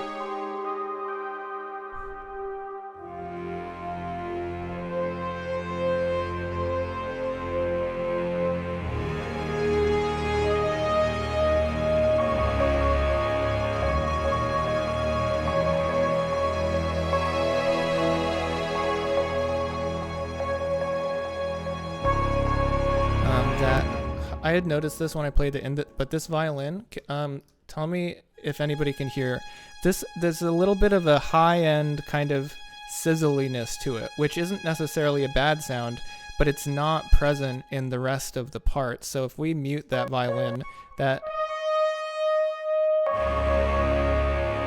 got a very unique, in a way that stands out and is not really what we're looking for. So I could either, what I'm going to try to do at first is bring this up to a different violin. So this is just using a different instrument to play the same part. It doesn't have as much of that high-end frequency and generally that's the best bet, rather than trying to fix an instrument that's not quite right. It's going back and actually choosing a better instrument for it. For this, it was the same instrument, still violins, but it's a different recording of it, different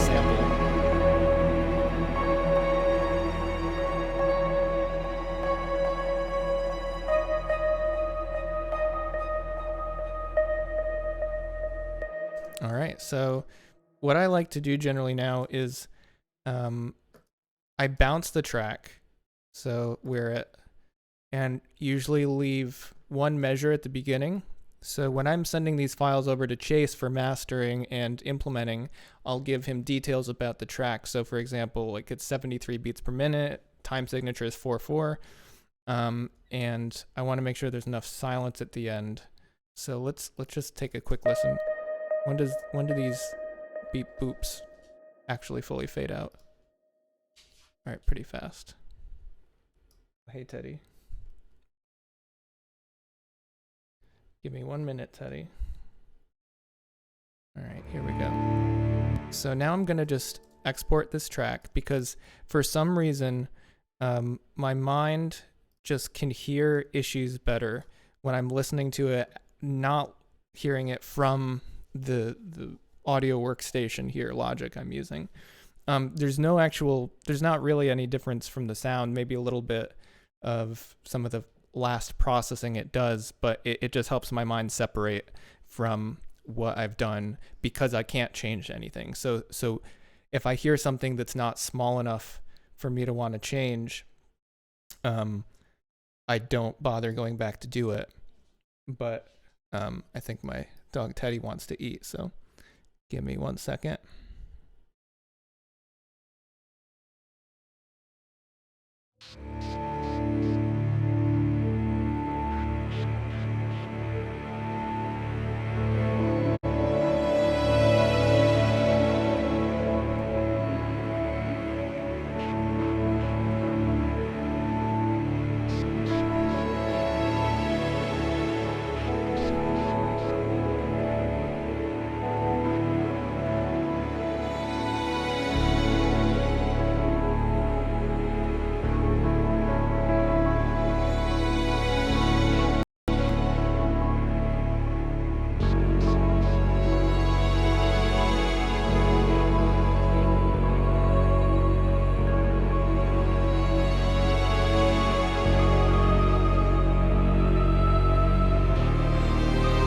Timing on the children's choir needs some help, so I'm just going to do that. You know, they're rushing a little bit.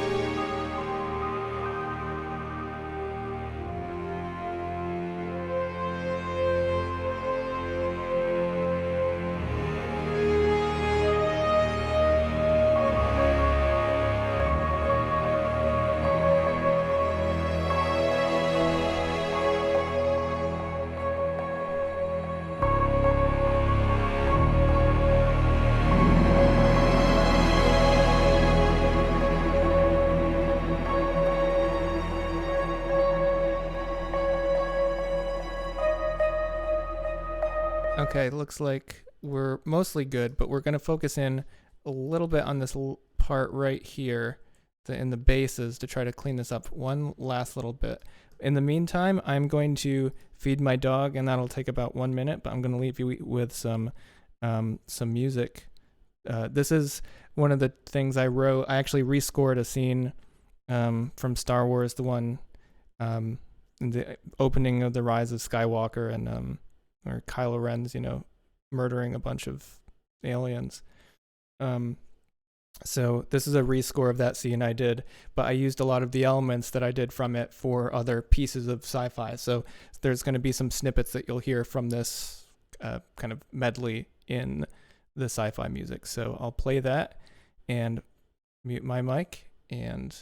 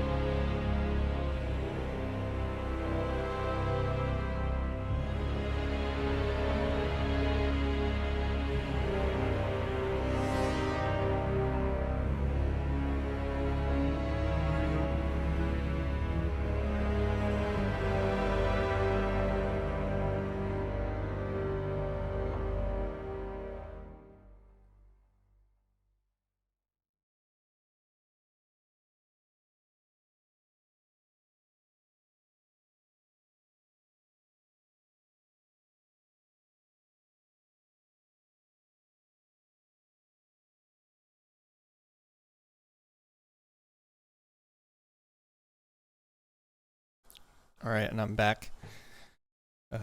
Teddy, my dog, is now satisfied with his meal, and we can get back to work. So there was really only one major thing that I noticed when we were listening back to that a few minutes ago, and it's this bass part just still sounds kind of, I don't know. There's something about the transitions between the notes. So like I did with the violin where it just didn't sound quite right. What I'm going to do is actually just cut that there because earlier it sounds fine. But let's try using a different bass sound.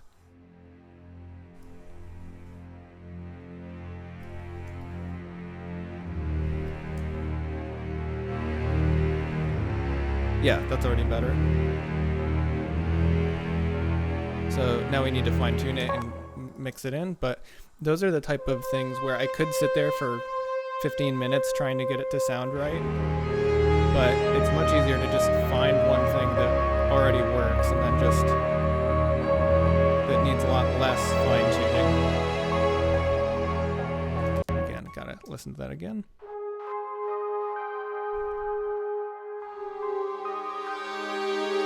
Also, anybody who's just hopped in, we're working on sci-fi deep space music, some explore music, and I'm about to finish up this track right at the 2-hour mark, and I'm probably going to spend another 30 minutes doing the intensity levels, so you can stick around to see that, because what I'm going to be doing here is, will be the higher intensity level. Generally the deep space stuff doesn't have, it's, while the combat music and it gets pretty intense. This is these big kind of deep swells and stuff is the higher end of the intensity. So as we go forward, let's do one more time where we export this and listen to it again, and then we will duplicate the session. What I usually do is just copy the project or save it as a new file, and then go through and change the intensity. So at the end of this, we'll be able to actually send a track over to Chase that you will then hear in the app in a few weeks, hopefully. So yeah, so let's listen back one more time. Here we go.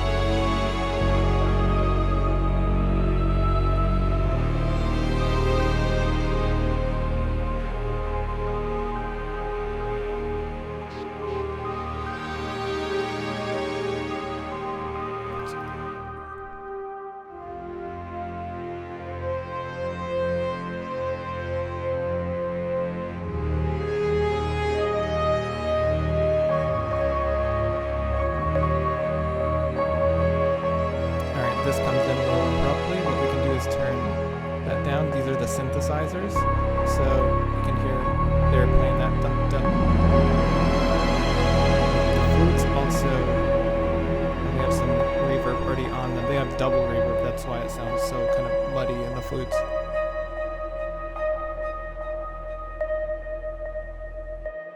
We want these last two. Okay, I mean, it's, oh, the violas are still fading out there. Let's bring them out a little bit earlier and save, and we should be good to go. So let's bounce this, and I'm going to show you our awesome naming convention where basically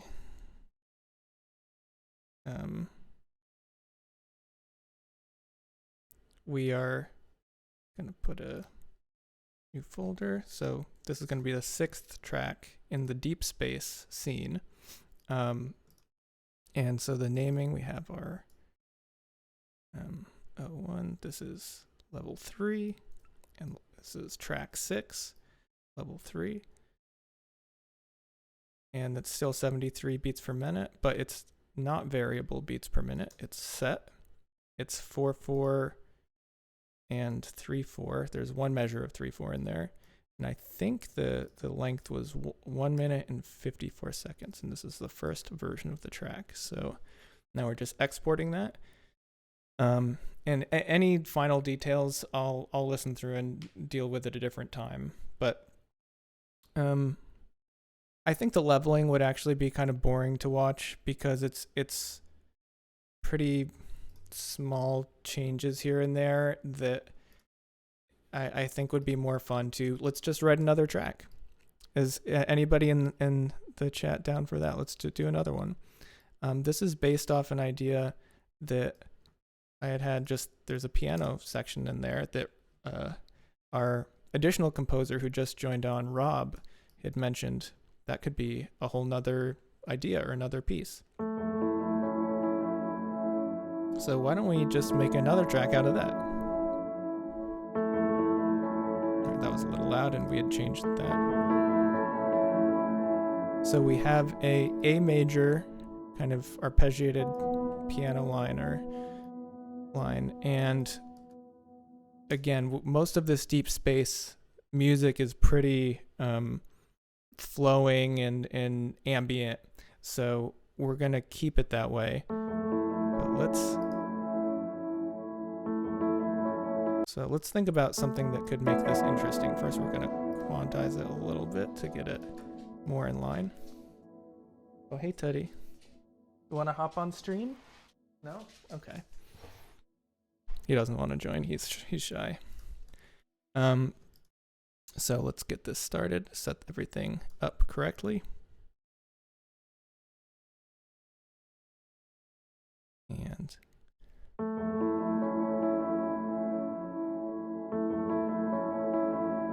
so let's think about an idea. Is there any so the last track, we started with a central concept, which was a spaceship flying in outer space, looking out the window, and the crew's seeing this black hole that's far off in the distance. And like I said, it's at a safe distance. We're not worried about getting killed by it or anything.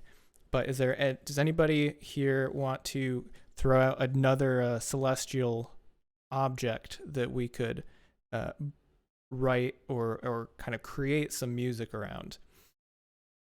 For example, the last one, we used the black hole. That's where that low bass started. It's kind of a something with a lot of weight.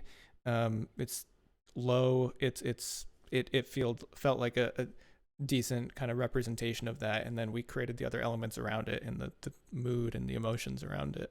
So is there anything in the chat that anybody would like to throw out? We got black hole already, so there's nebulas, there's stars, there's planets, there's we could do anything. There's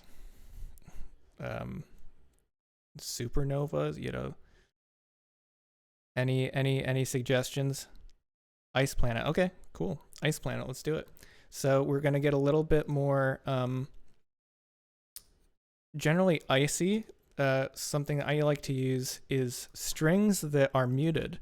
So let's start out with a violin, and I think this will actually work well. So we're going to consordino strings, which just means with a mute. So we're going to bring a legato strings in there, some swells, short and long, and a tremolo, because as we discussed before, that is something, it's like a cheat code in music to just have that going for a long period of time. I have my key switches down here, which allows me to switch between oh, my piano turned off. It's been so long. Okay, so that's booting back up. But I use a Icon Platform M+ something controller to manipulate all this stuff. And I have down in the lowest notes here, C -2 and -1, the ability to change these. So the muted the consordino violin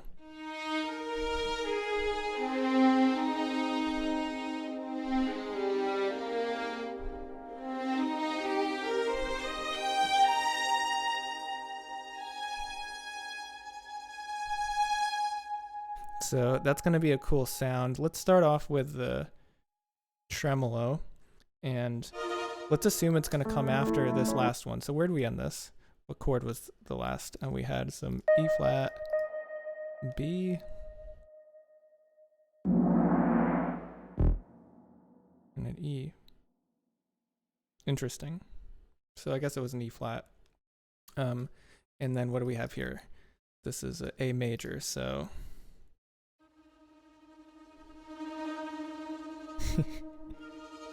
so let's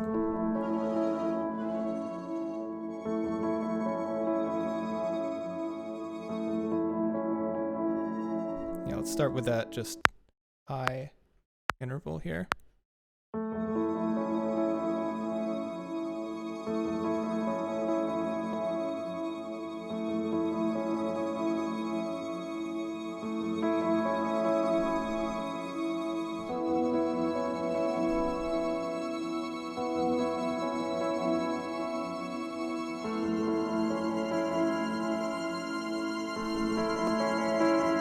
So obviously that is not going to work with what's underneath it, but I think that to that is kind of sci-fi sounding. I think that'll work well. So let's just go through and alter this to now, instead of an A, let's put this as a, I guess we'll make it an F. F major 7? Yeah, why not? That'd be a little weird, but let's see how it sounds.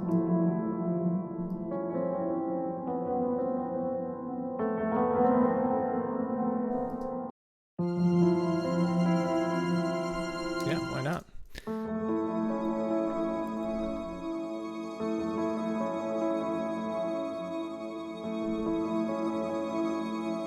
And then that could be a good time to bring the strings in.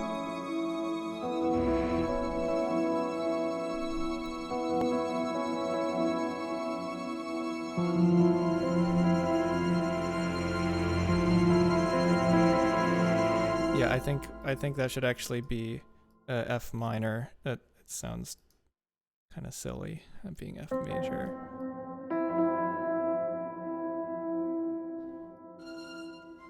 There's nothing even saying it's F major. Just I implied it with the A natural there. So let's make it a here. A flat.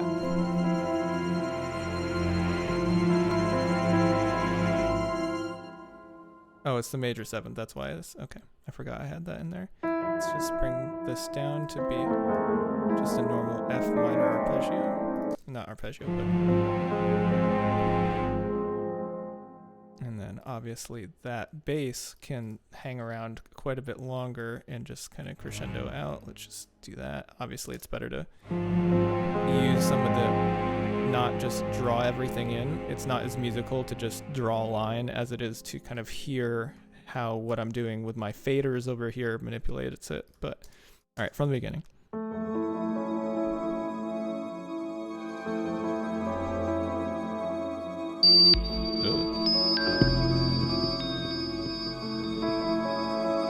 Throw that in there, just be a little bit.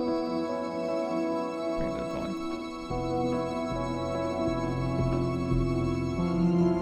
Let's bring that in with that.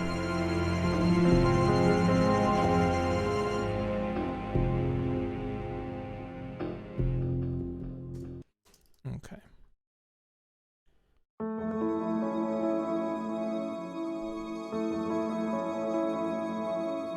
So we definitely need some more sound here. This is a little thin, where, you know, we are going for icy, right? It is a little bit thinner. Oh, we need a children's choir up there.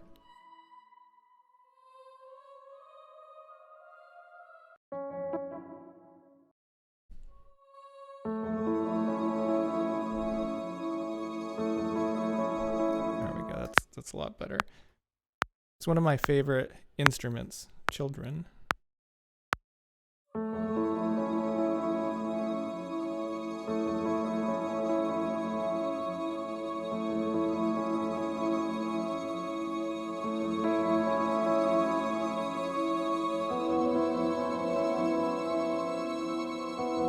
I know that sounds wrong, but we're gonna fix it up.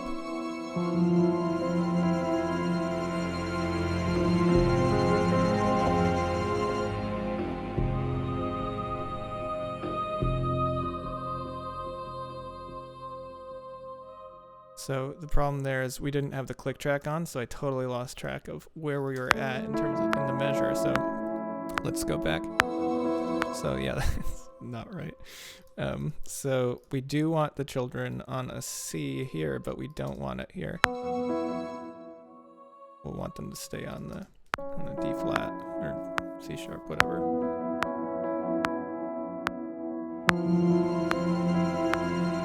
And let's bring in those violas on the tremolo too. I think they're in this one, yeah.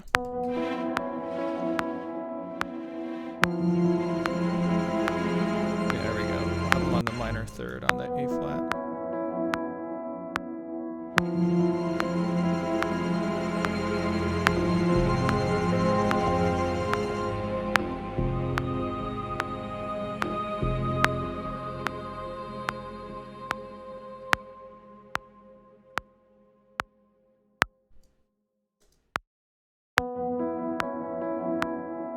Yeah, that's right.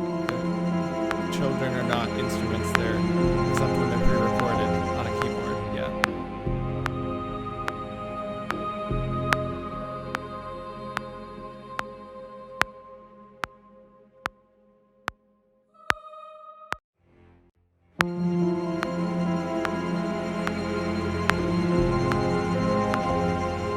Those synth bells are not on. They don't need to be there. Just that first one. Why not? No, not even that first one.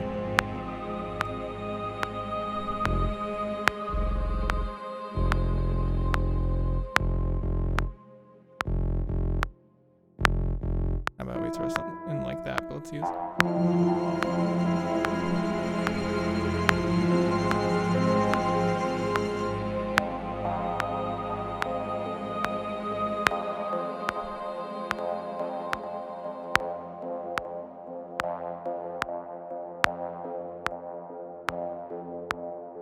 Cool, so now we've got a little bit more, we have somewhere to go. So now let's see where this takes us. So I do like that though. This is a nice kind of sonic, like it feels nice and full.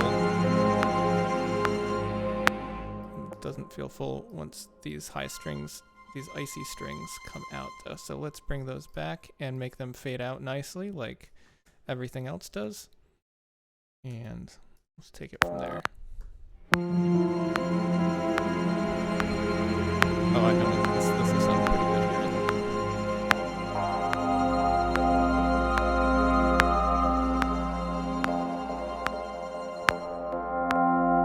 It's a little loud though.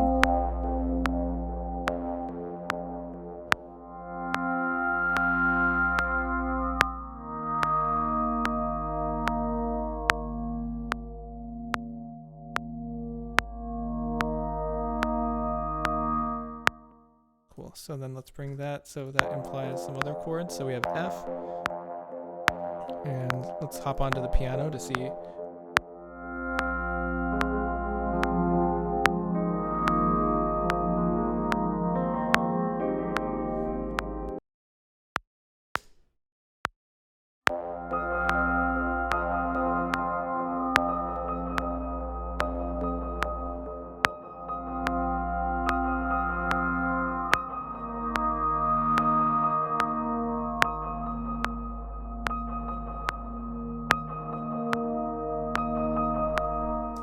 Cool, so we've got kind of that pedal again, which we had in the last track, and these might sound somewhat similar, this and the one we just finished up, but part of that is intentional.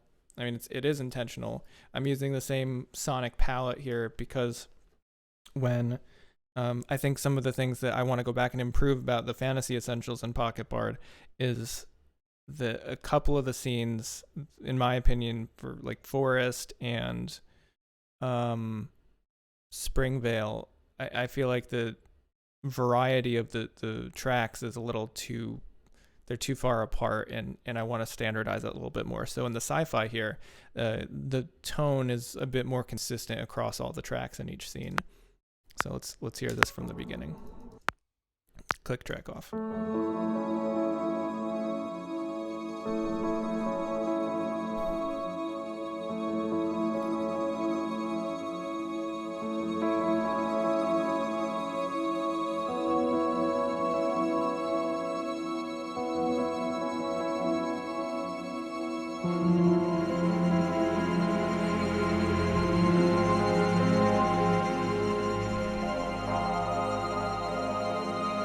Okay, so I have an idea. So I like that a lot here, that climax. So what we're gonna do,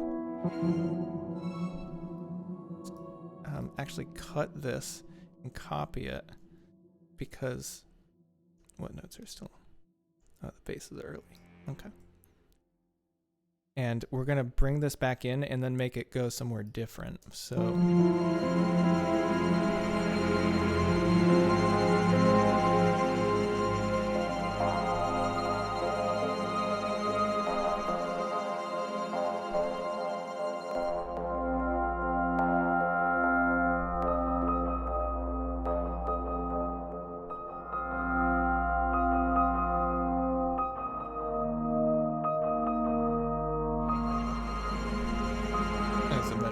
so let's bring this back over.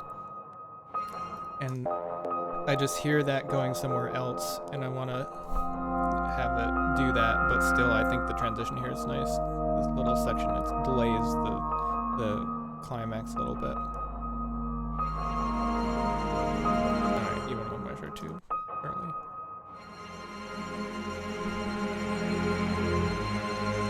And then I hear some arpeggios here.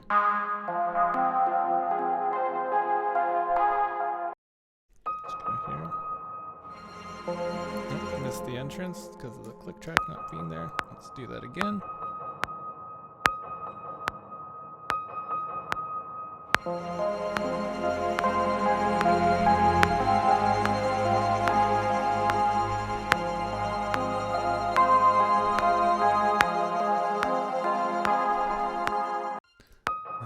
So where am I hearing it going?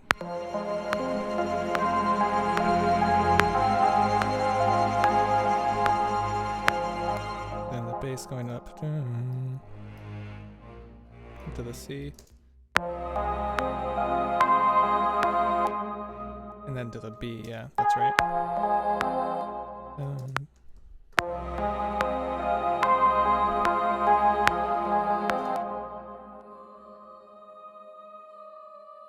Maybe B minor, let's try B minor.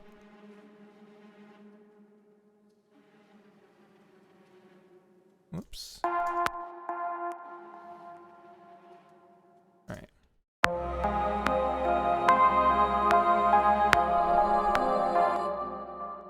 These need to change as well. So.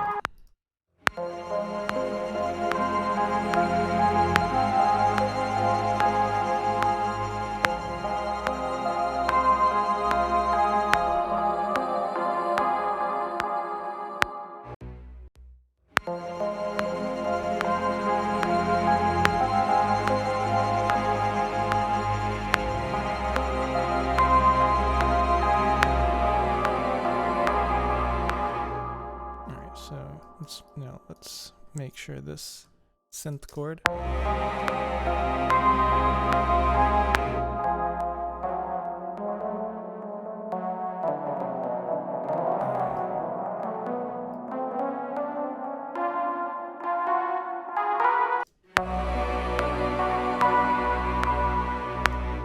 Yeah, there we go. All right, let's hear it from the beginning now, just to see how we're coming along. And how far are we? We are about, how long is this? About a minute, a little over a minute.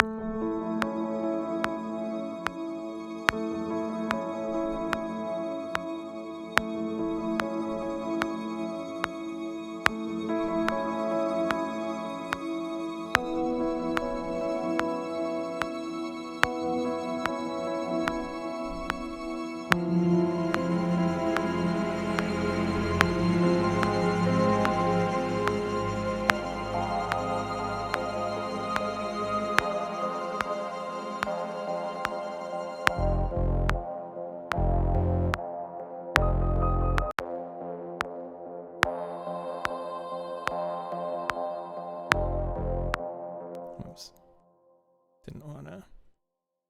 I do want to do that, but let's see.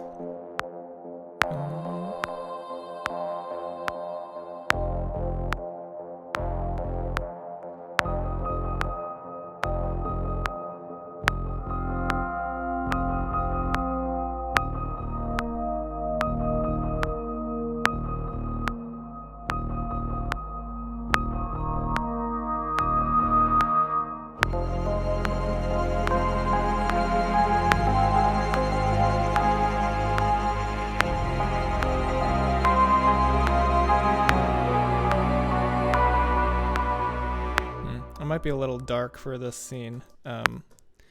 Let's make it B major and see if it's a little bit not just immediately like a scary movie.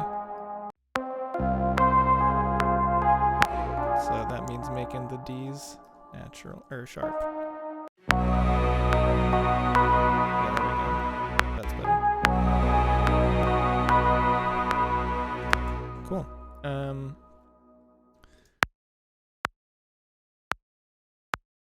One more time from the beginning. Click track I think the viola tremolo needs to be in here too. Just a little. It'll be quiet, but it's gonna fill out the sonic spectrum a little bit.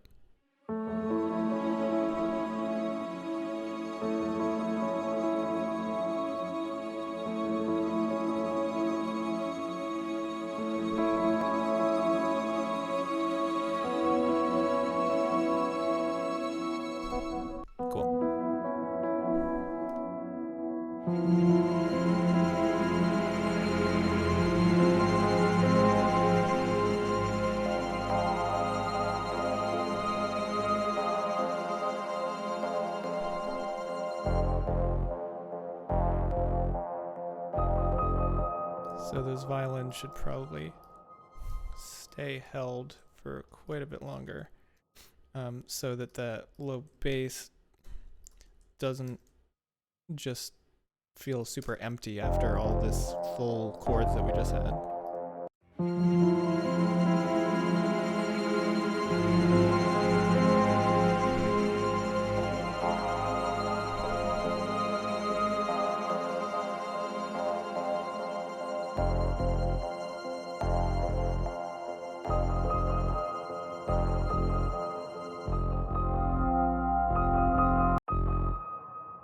Same with these other instruments. We want them to fade out a little bit more naturally.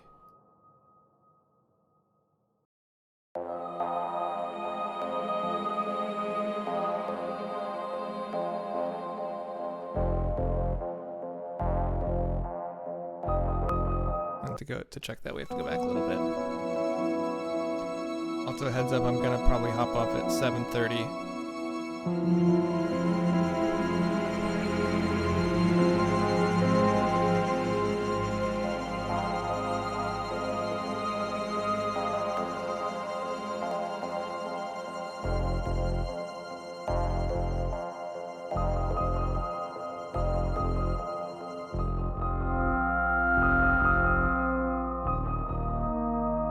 So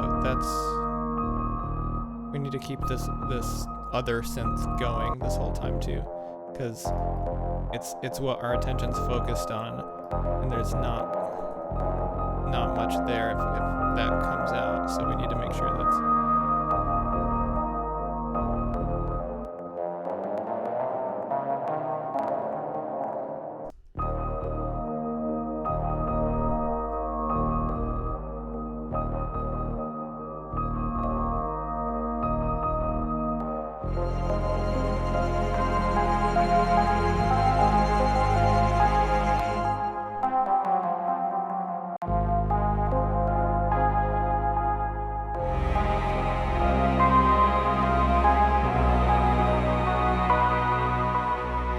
And then I hear it going back to that.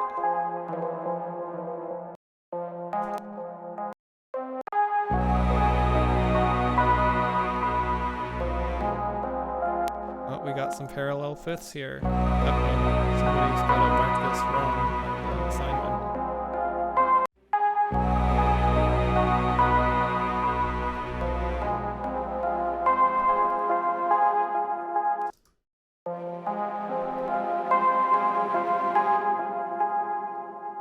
Okay.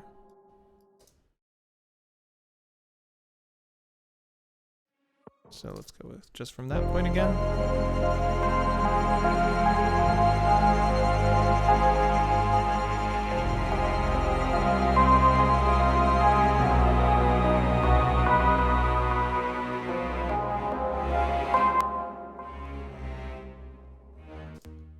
I don't usually write by like typing notes in like this, but it's good just when I hear something. 1, 3, 4.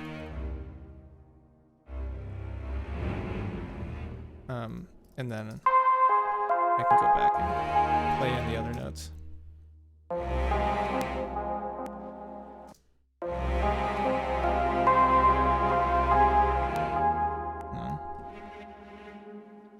Let's see.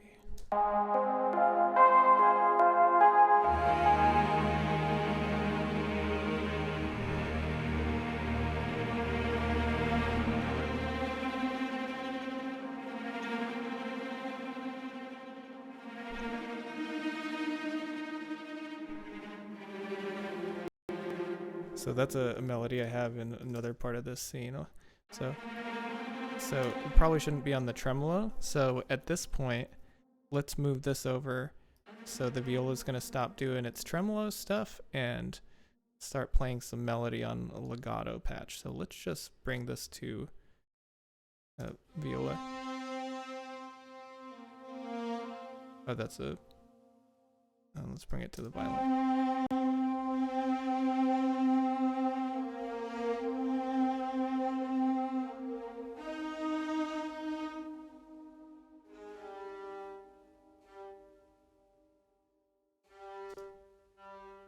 So here's the melody.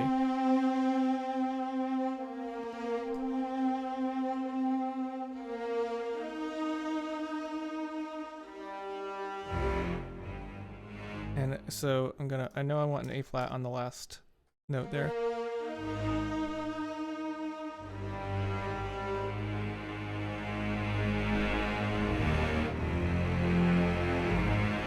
Cool, let's just go with it.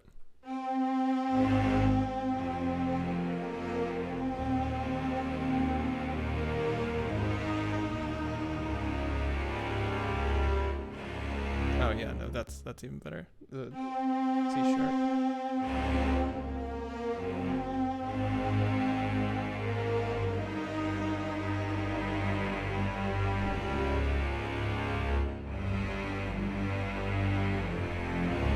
Yeah, okay, let's see.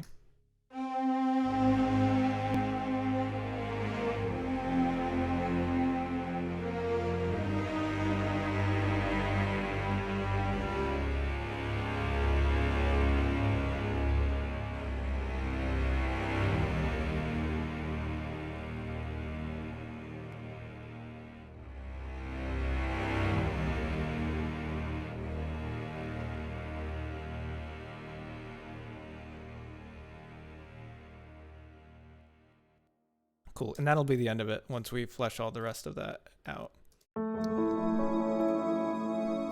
So let's just add some more to where this melody starts, some more harmony.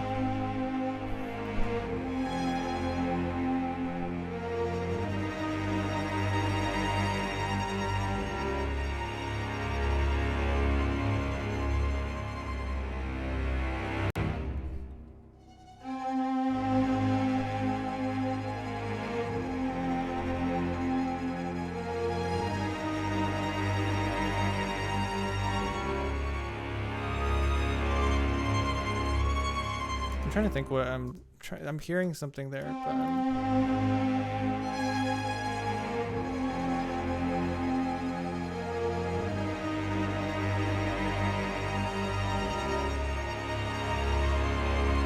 oh yeah, I was hearing a suspension, which is basically when one note holds over to the next chord and creates a tension, but I was hearing that, but I wasn't sure. I kept thinking it was a suspension that was going downward, not up, but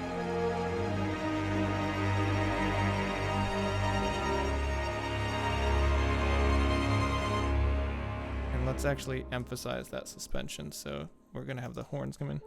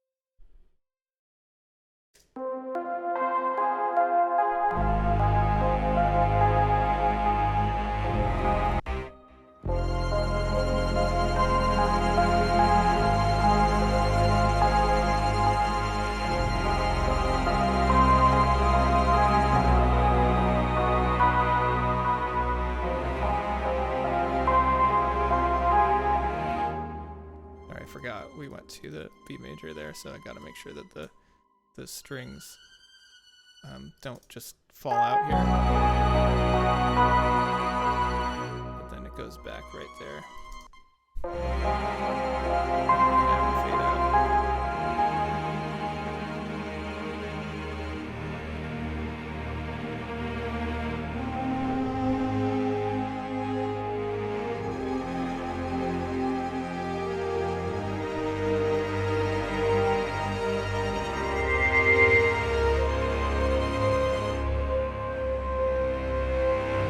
So those, let's bring the children back.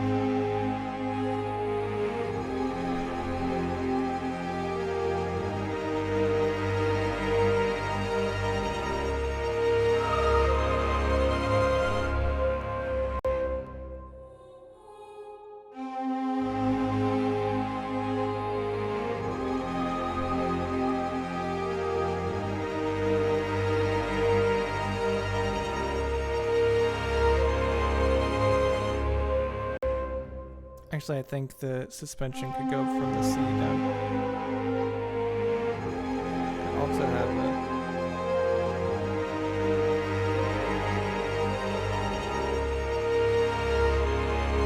Actually, no, because I like what the horn does after that. So let's actually have the children's choir do the same. When they get to the... We'll start on the third. So if we're on a A flat.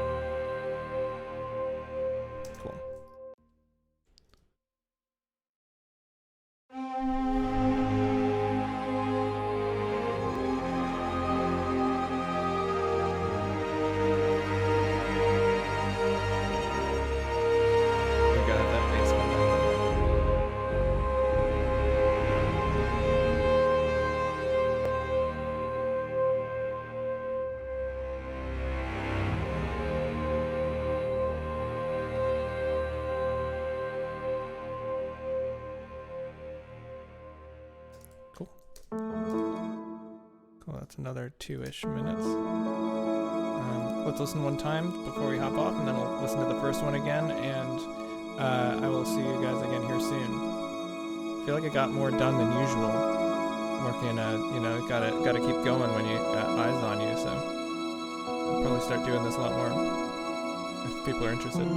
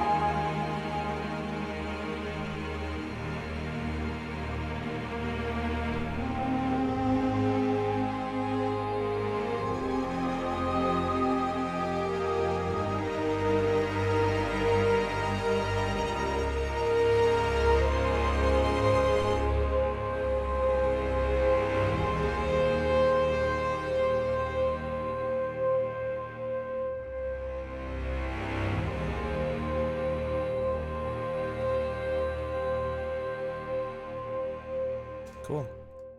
All right, and then back to the first track we did. Let's take a listen. I can't even remember. It was so long ago, like 45 minutes ago.